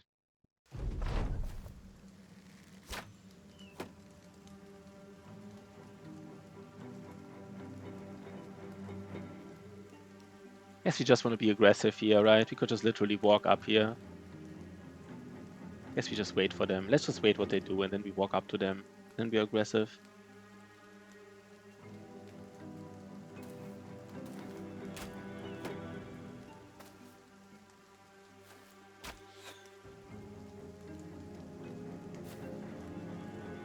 Yeah, let's be aggressive here. It's fine though, it's fine, right?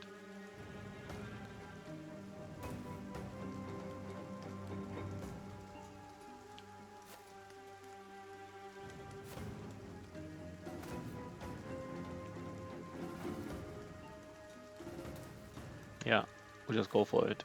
We might get punctured here, somebody, but they're all like in the front right now. Wait, our tank is the one. Our tank is on the high ground, man. He's on the high ground. If he gets punctured here, I mean, come on, right? Come on. He's on the freaking high ground.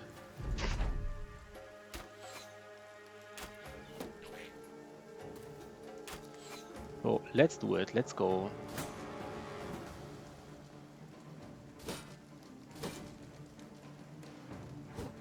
One more second, by the way. That's fine. Okay, let's shoot some gobos here in the face. Right in the face. And we even switch to throwing weapons and we just kill him. Nice, right? Nice. I can't see him. Can't see this gobo here. Because sometimes I don't know. I don't know. Vision looks. Sometimes the vision is weird. I feel like.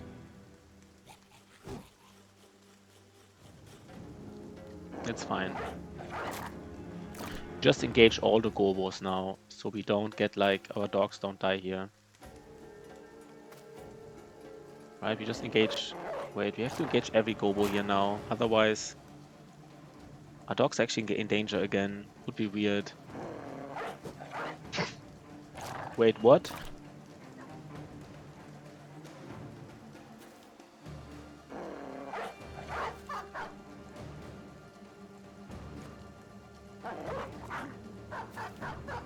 Wait, please tell me we can engage every gobo. Are you kidding me, man? Are we not killing this guy here now? Oh no. You know what? Let's. Okay. Yeah, this is fine.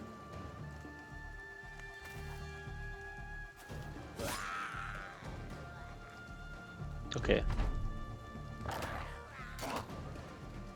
Just don't want to lose a gobo here, that's all. That's all there is to it.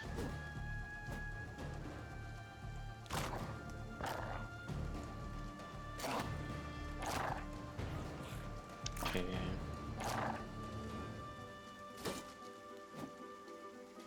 Nice. Was it already the 4th camp? No, wait, this is just a patrol, right? And there's a camp next to us. Maybe was the camp next to us already like the... I'm not sure. Maybe we finish this ambition here right now, basically, right now.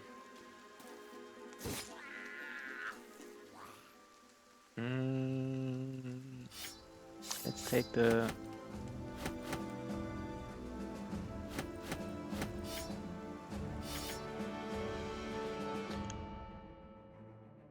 This camp here is the last ambition, is the last for the ambition. And then we kind of don't even want to fight Gobos anymore. You know, we're kind of done with it, I guess. The banner.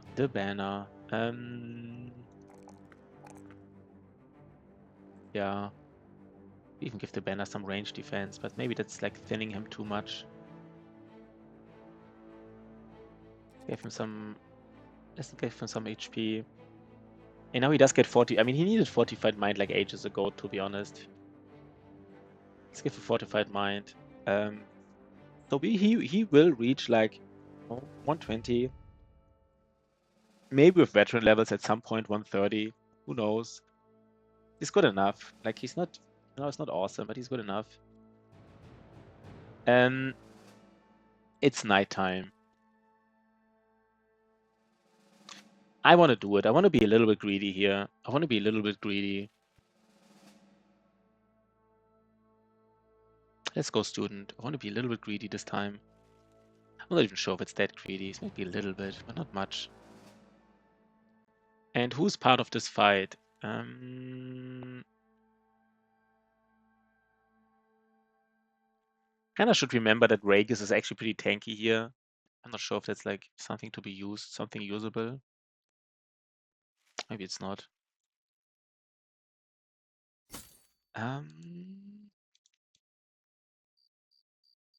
We just go in, right? We just go in. And again, it should be a Gobo camp. And these Gobo camps, this is like, I think that the difficulty of these camps here in particular is kind of like in between 1 and 2.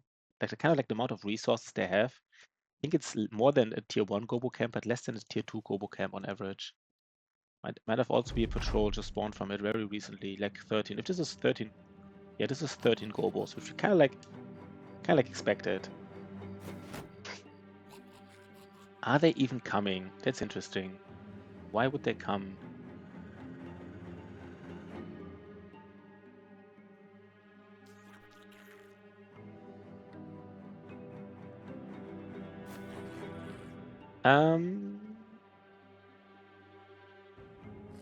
Should we be on a low ground against them? There's some Wolf Riders, interesting. There are some Wolf Riders. That is fascinating.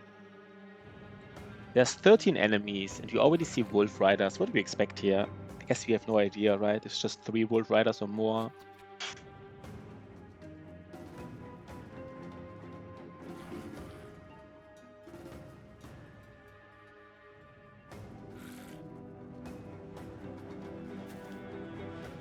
Okay. Okay. Guess we just go in front of our range guy here, then we wait for them, right?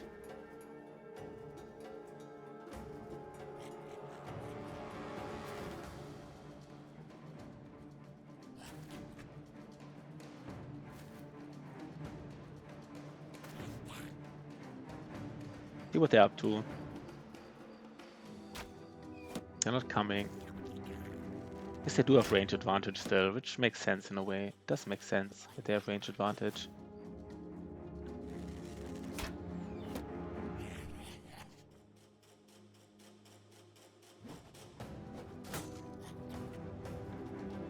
Okay. Okay, I mean, you have to be a little bit aware.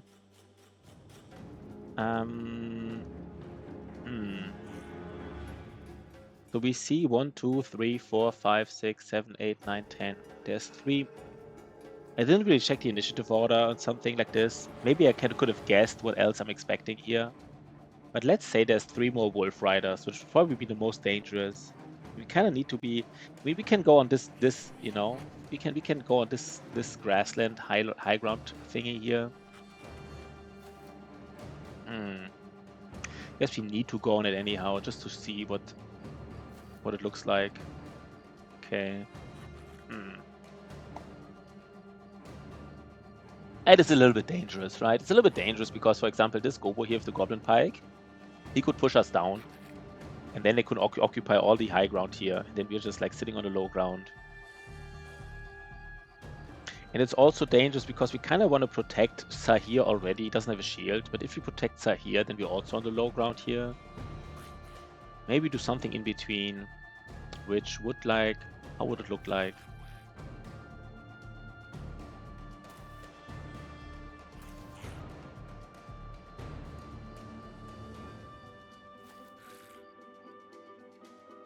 Maybe just like we don't go like in the middle here, being surrounded by 3 high grounds. That's a little bit weird. But we can go like on 1, right? Like Sea Wave can be like next to 1 high ground tile. That's fine. It's not too dangerous. These Wolf Riders, they always try to flank you, right? Kind of like aggressively. It's a little bit abusable, but for me it's still hard to like hard to anticipate. That's kind of like really aggressive on how they try to flank you. Like they will actually sometimes ignore your complete front line. Okay, this is surprising already. I didn't think he would. I think he would like. I would have guessed he would have walked all around. Just already. This is what I mean. Hard to anticipate. Like they're already surprising me.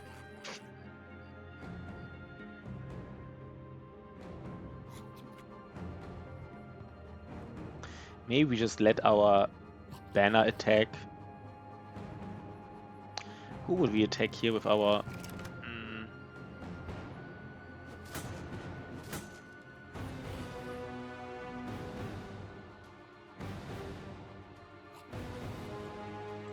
Going in with our banner is a little bit aggressive, but we kind of need to get a kill here, right? We kind of need to get something done.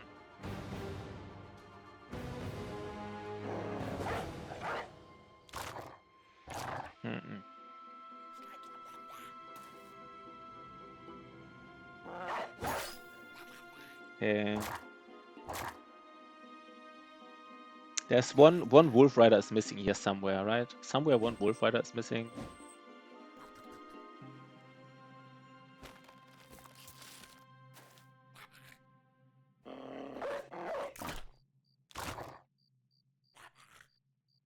Guess the Wolf Rider is probably here in the south. I mean, that's the best guess. I guess I could have checked. You know, sometimes kind of like me talking, it like kind of like, you know, it's a little bit. I missed some stuff. I guess it's not the end. We just expect, yeah, he is here. This is kind of what we expected, I guess. So it's not like.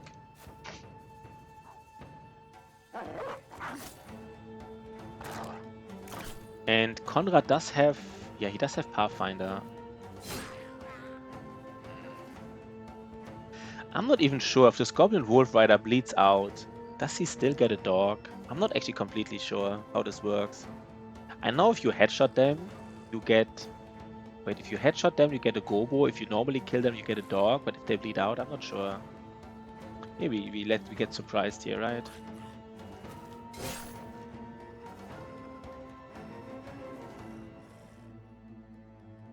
Can our tank go in? The problem is we don't know. I don't know what weapons they have.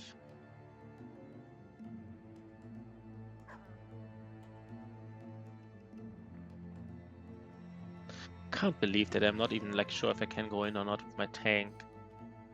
So afraid of punctures, but I mean.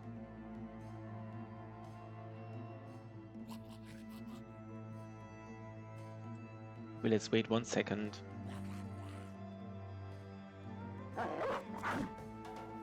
Missed an 80%er, by the way, because I needed 81. Because he missed so many attack rolls, like.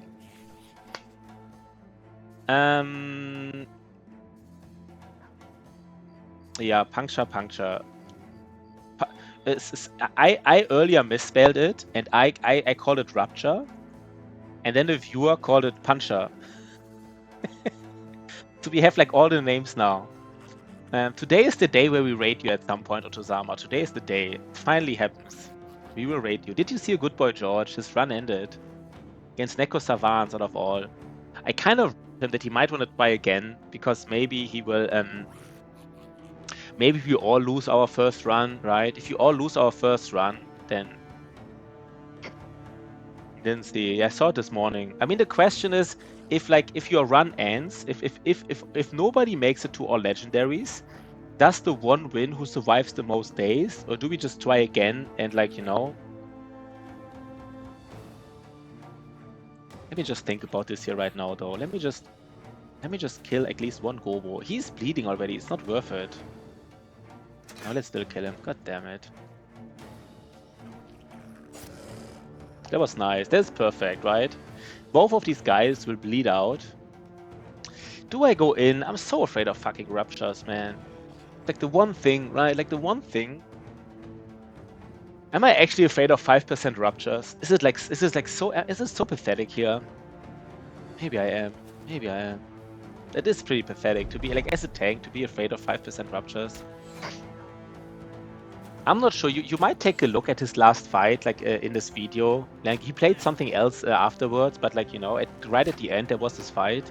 I think he could have escaped. I mean, I still don't know exactly how like fleeing works, but he acted first. He like two of his brothers acted before these Necro Savants. And my understanding is if you act before them, you can still flee. But I'm not sure. Maybe that only works if they have auxiliaries in there. But he basically got kind of like, at night, five Necro Savants catched him. I would love to see your opinion. Could he have escaped or not? Ruptures are more scary. Yeah, that's true. But punchers are still the best. Like I think it's so, I don't know. I don't want to say it's inconsistent, but like I heard different things about fleeing, right? Because I remember one time that people told. I remember somebody telling me that if you act before the enemy, you can always safely flee. But then it actually wasn't true at some point. Like I still got engaged by dogs. I basically acted first, fled, and then dogs still came after me. So I don't know this whole fleeing logic. It just seems to be more complicated than maybe it's even random to a certain degree. Maybe it's even random. I don't know. But I'm looking forward to your run, Otto. Looking forward to your run. Maybe everybody loses their run and I can just, play like really calm. Calm is smooth and smooth is fast. How do we do this, by the way? Guess this guy on the high ground, right? He needs to die. He just really needs to die. Oh, God. How do we do this? Please tell me this guy dies.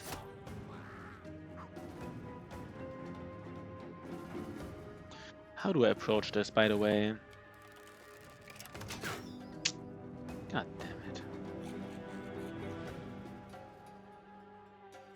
it. Yeah, I think you have to play safer. I think I never saw Good Boy George playing before. I think he plays very well. He might be, I don't know, he might as well be better than me for all I know. But I do think he plays a little bit aggressive. Like some of his arena fights I probably wouldn't have done. I mean, he won these arena fights, but that's not the point, right? Like in a run where you can only lose 3 brothers, like doing a fight that has like a 10% chance of like you losing 3 brothers. I think that it's just you have to play safer than you're used to, is my opinion. But it's easy to say, right? It's easy to say.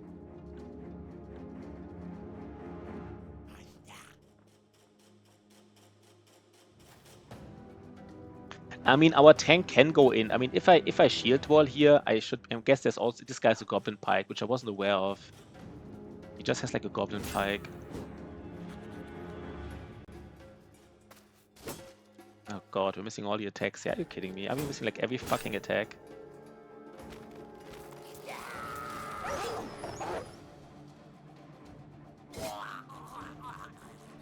Do we go in with Florison? Florison does have Nimble, but he has no arm, but he has very low.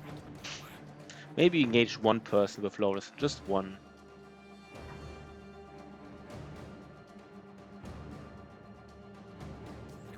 I mean, for all we know, this Goblin Wolf Rider could engage us on the high ground here, but I guess, I don't know, there's some things, it's just some chances you have to take, I guess.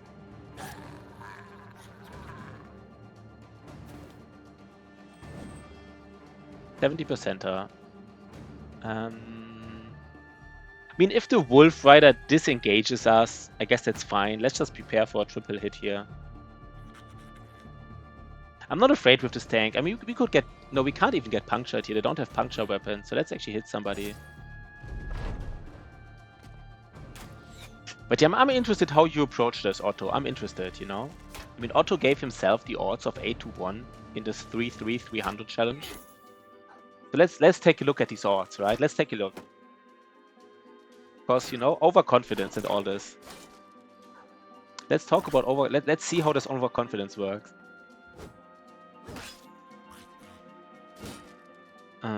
Yeah. I'm especially curious how aggressive you are with arena fights. Like, do you take most of these arena fights or not?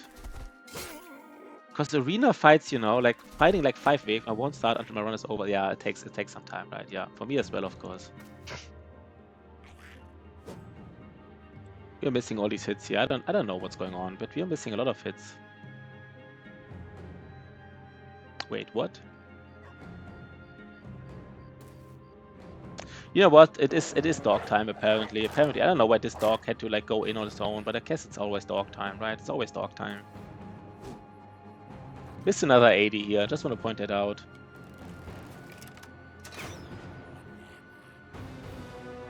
Okay, Reimer. Reimer got headshotted, right? He just got headshotted, so I guess that's just his life. Missed another 70. Run south, clear 5 minutes on the way, recruit up to round him and keep raiding for a bit. Yeah.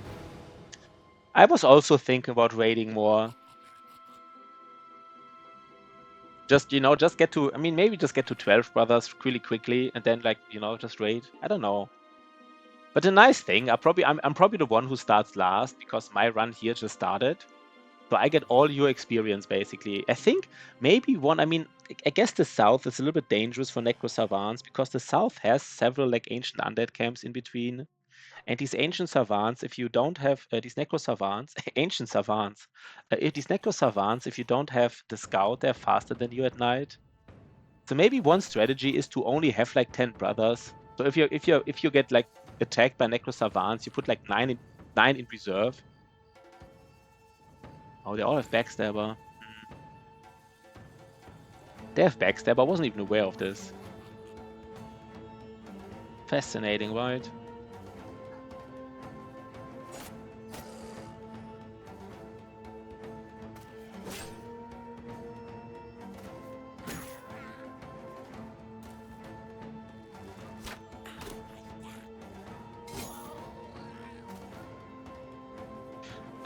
Yeah, Reimer is kind of out here, right? Maybe he's kind of out. He doesn't need to get another headshot in here. He doesn't need to get headshotted here.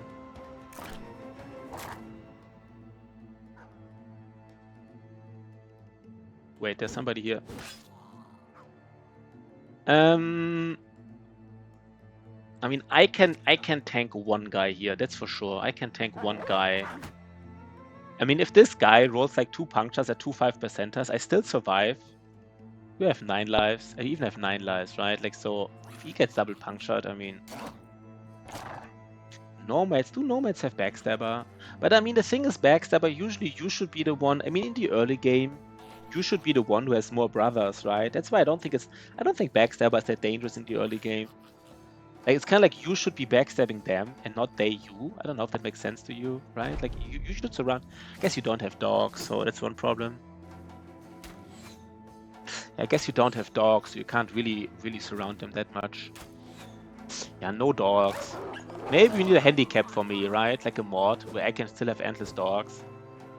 Or like a mod that adds like a kennel in the south. This is like my... Everybody gets a handicap, maybe. My handicap is I get a kennel in the south. Oh, you mean like with Backstabber? Okay, wait, okay. You're saying like, okay, wait.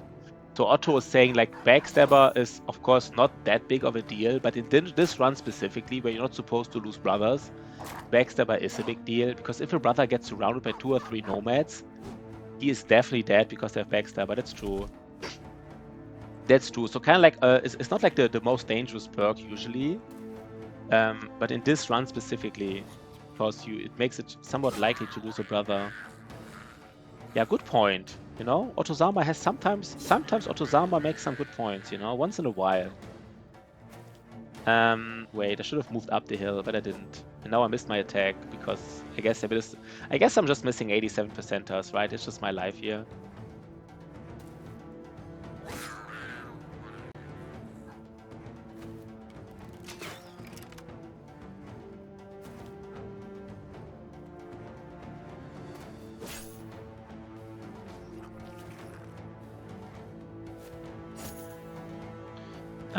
We go in, right? We go in, and now we hit him. We hit him where it hurts.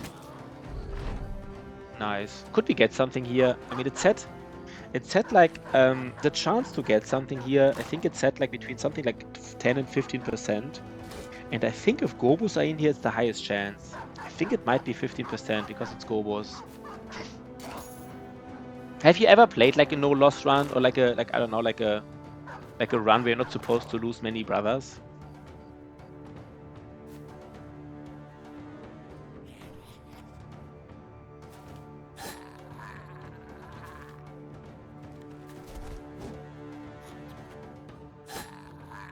Nice, we did it. No, we didn't do it, right? We didn't yet do it because we still have a dog to save. Still have a dog to save. We will save him. Nice.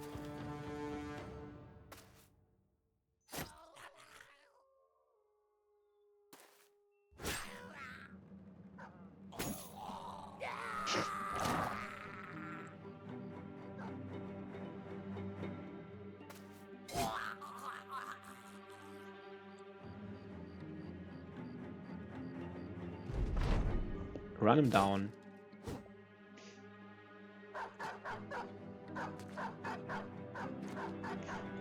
Run him down like crazy. Get him, boys, right? Get him. Guess we just... No. We use Gero here, right? We use him.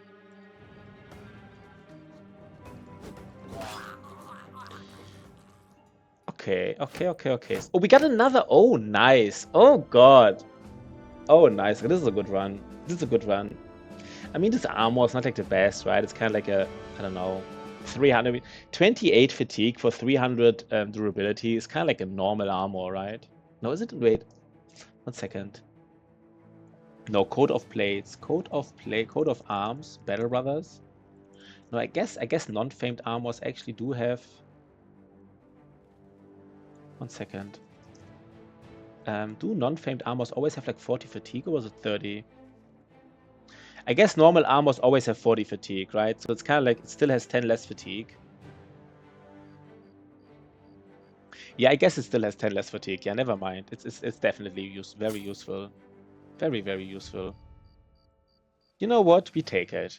We take it, guys. We take it.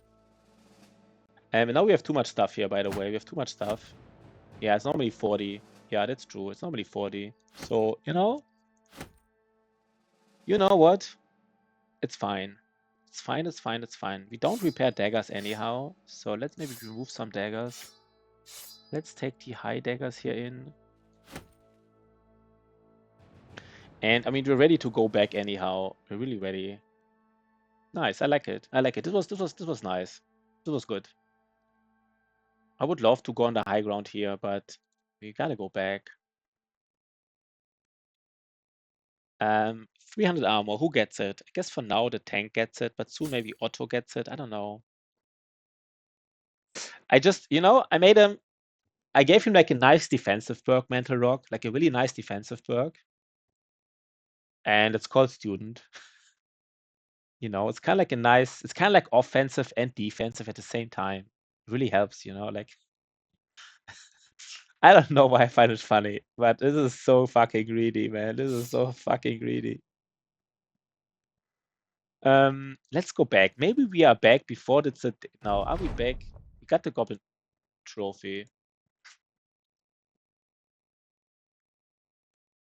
We did get the Goblin Trophy.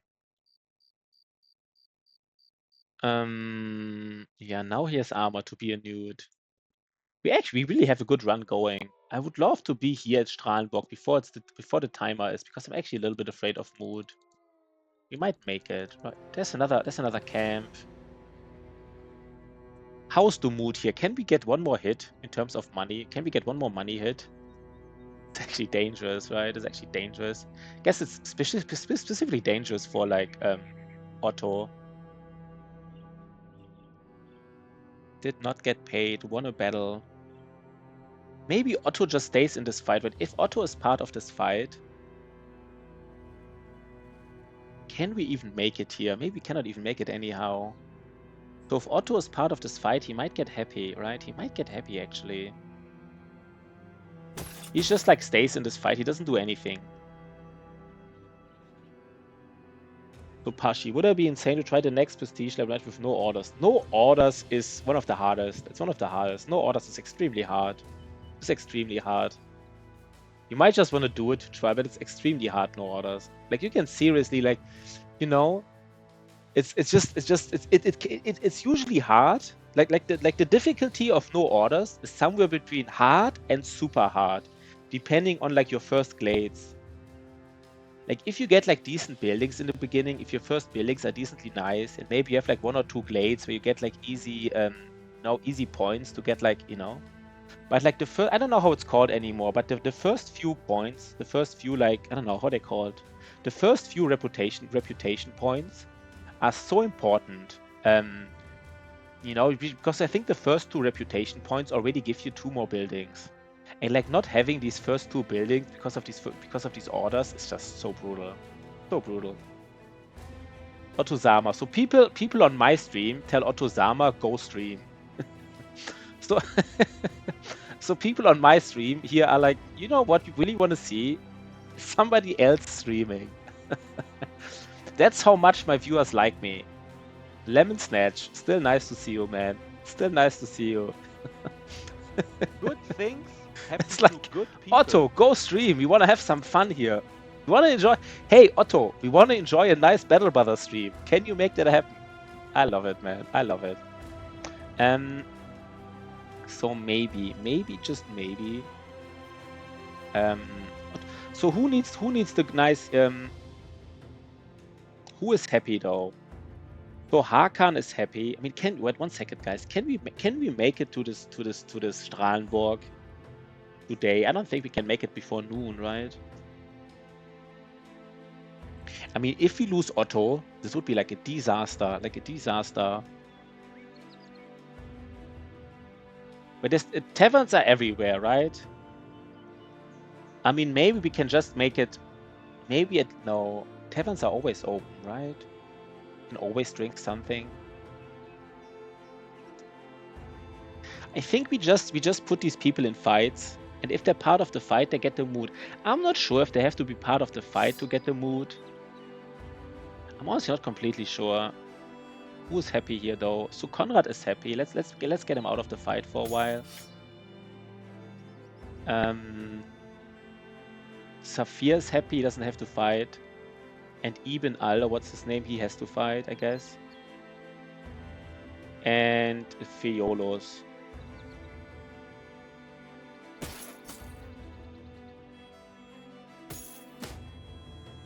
Wait, what? By the way, let's just equip some stuff here, right? We just have too much stuff. Let's equip it. Let's be a little bit like greedy and stuff. Let's just equip all the swag here. Let's even equip these trophies, just so you have more room.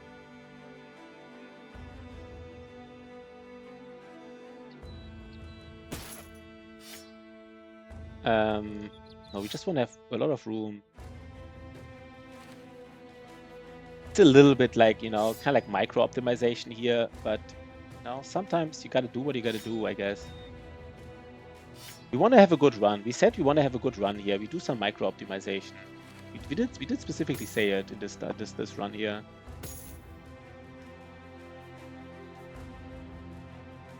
So Ottosama has all the injuries, but he has like all the armor, so he is safe.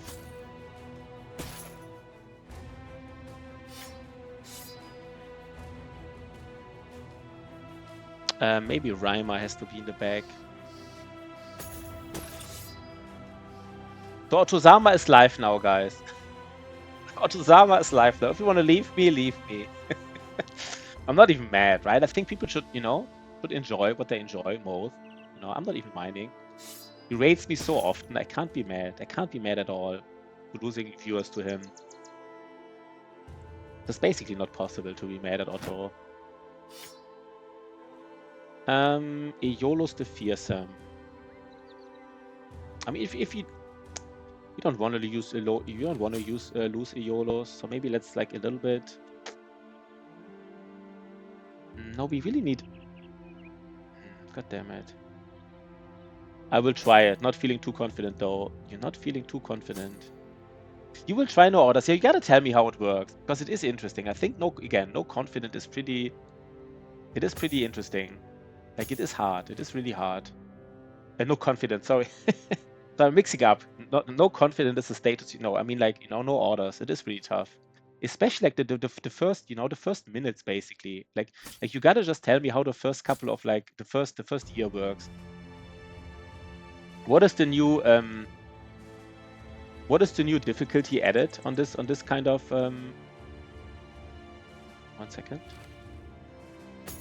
I mean, some additional difficulties are at least like not a problem, right? Like some difficulties, they don't add much. Ashen Thicket. Yeah, Ashen Thicket. What was it again? This is one of the new ones. Was Ashen Thicket new? I don't remember. Ashen Thicket. I don't know. I don't remember exactly. Fewer cornerstone choices. Oh, it's also yeah, fewer cornerstone choices. I don't know. That doesn't seem too. Is it like a modifier? Doesn't seem too nasty, does it? Fewer choices, of course, bad, but like.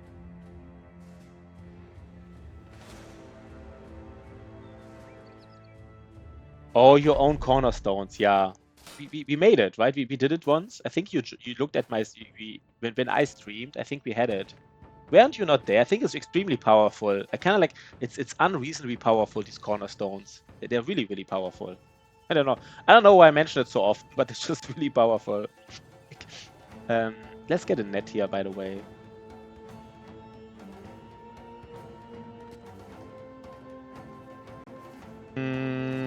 It's still bad. It's still bad. Let me just tell you, it's still bad. I don't want to lose the dog, but I really want to get a net. I really want to get a net because we can't get nets. No orders. I mean, I'm curious actually. Really, you should tell me while you play because I think it's extremely nasty. Like, extremely nasty.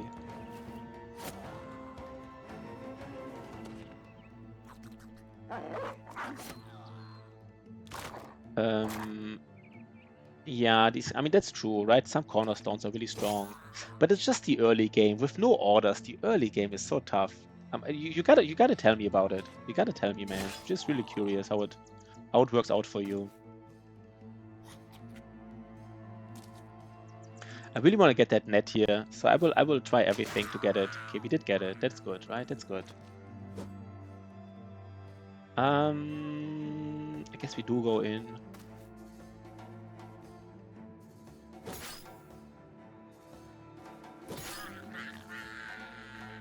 Nah, it's fine.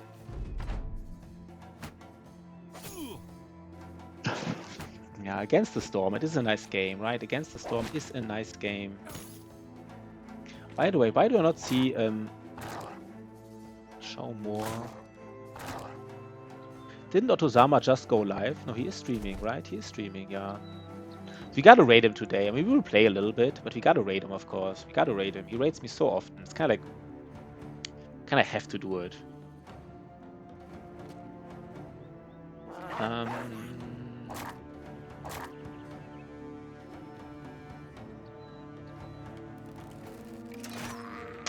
Nice kill, nice kill. Guess this is just like a tiny gobo camp, right? It's nothing special what we're doing here. Like, we don't have to be proud of killing gobos. Of course we still are in a way, but it's really not difficult here.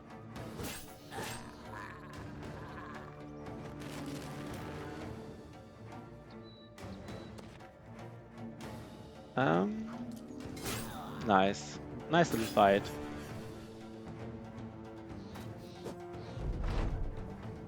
No dog lost, no brother injured. So fine, probably not, right? Yeah. No dog lost, no brother injured. I'm just a little bit afraid about the mood now. I'm just a little bit afraid. It would be so brutal if we lose a brother because of mood. It would be so brutal.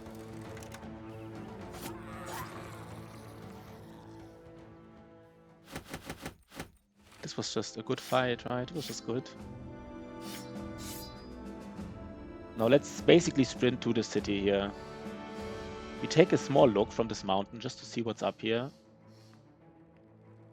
And then go, just sprint to the city. Maybe we would have made it, to be honest. We would have made it, right? Before noon.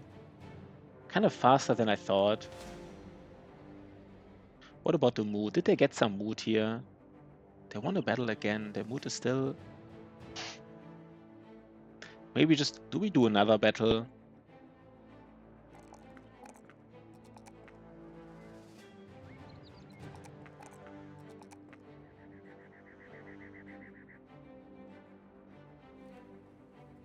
I don't know. I guess I don't know. I switched back and forth. I kind of like made him a tank, then not. You know, I skipped some melees, then went back for melee. This guy, I don't even know what I did here. Should we just fight this camp? No, maybe it's too weird. If somebody gets injured here, oh god, there's like Wiedergängers. At least fight this Wiedergänger camp for the mood alone. It's very easy. We know what's inside, so we know it's easy.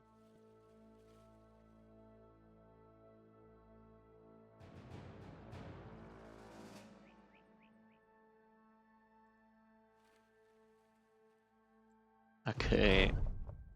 I mean,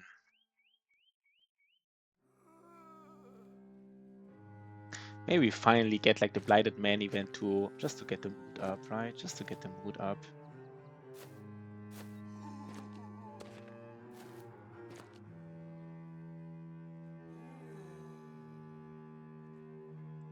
Do you want any armor here? Do we want any armor at all? There's like some armor in the bottom. Guess we don't have flails. It's fine, right? Let's just not get injured. Our mood is bad, so let's just not get injured. That's the only thing we really care about.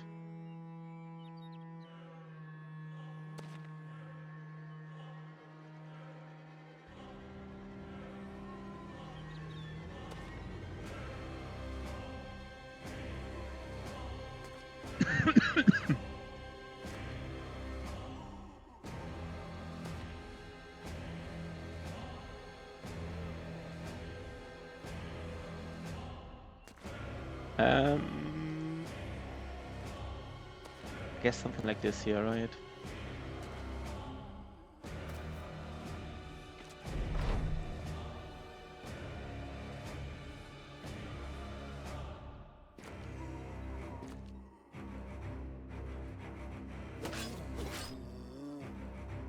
Nice little fight here. Nice little fight.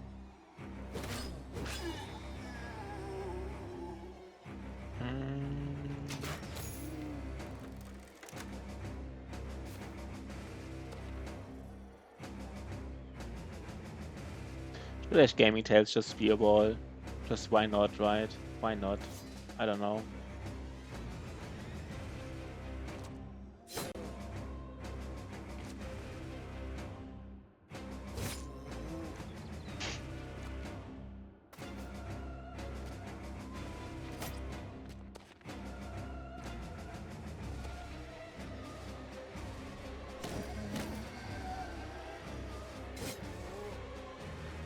Wait, I misclicked. It's fine. It's fine. It's fine. It's fine.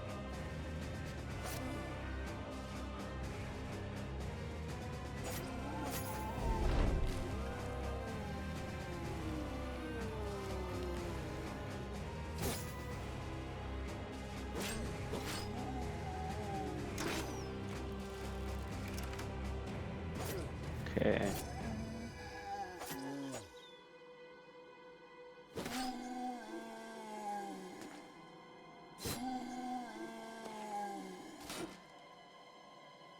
Yeah, let's go. Let's go. Let's hit a nice. The only thing that really would like kind of like ruin the run almost a little, not like ruin the run, but really would like, did we just headshot this guy? Guy where we want the armor, we just actually headshotted him 2 times in a row. Kind of cute.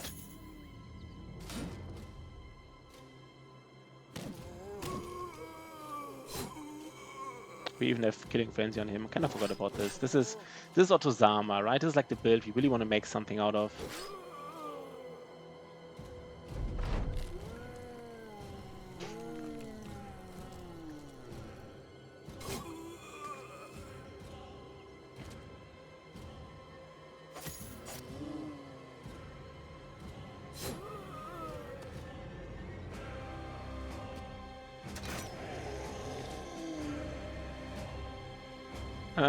Yeah, let's go. We actually got one more headshot in, but I guess it's still not enough, right? We will destroy the armor, most likely. And like, let's just go in.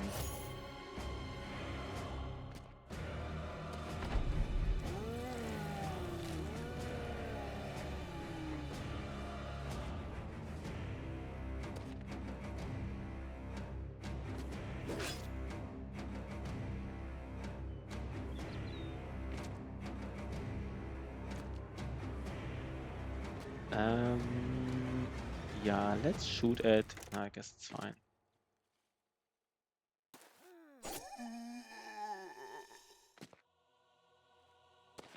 Maybe another headshot. No.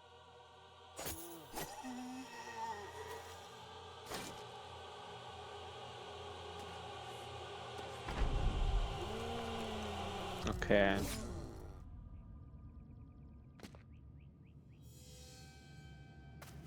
Let's go, basically. Let's go.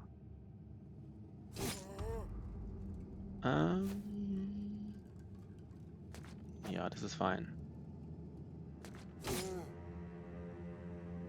Basically, just want to see how my mood is once I'm back.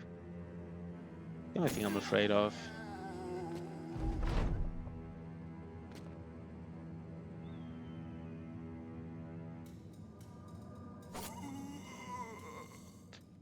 Okay. Let's go. Let's see the mood. You would have. I want to see the mood now, basically. What is the mood now? How dangerous is it now? Dissatisfied. I think dissatisfied is not dangerous yet, right? Just means I think dissatisfied doesn't mean they can leave. Yeah, so we're kind of fine. Now Fierce Beast. Hey, YOLO's now Fierce Beast. Okay. That's weird. I mean, YOLO's wasn't even... Where was YOLO's? YOLO's... He's called YOLO's the Fearless, but he is... He's just fearful, right? He's just actually fearful. Okay, this Tempo Flail Bro, what does he get? I guess on Flail Bros, I actually do like fast adaptation specifically. You sometimes are there alone, right? Hitting like an enemy on your own. Might even get a round here in the tavern just to increase the mood again. There's no tavern. I thought there's always a tavern. I thought there was always a tavern. West of Eisenhalls. But what we will do now, let's first get some money so we know that this run is kind of saved again. We're not like, you know, in danger or anything. Yeah, we can even pay the next one. You know what? Let's already raid Otozama. You know, let's take a look at his run. This was cool. This was like a small 2 hour 30. We will play some later tonight. You know, I guess get some rest right now. Play later tonight. Let's say goodbye, YouTube.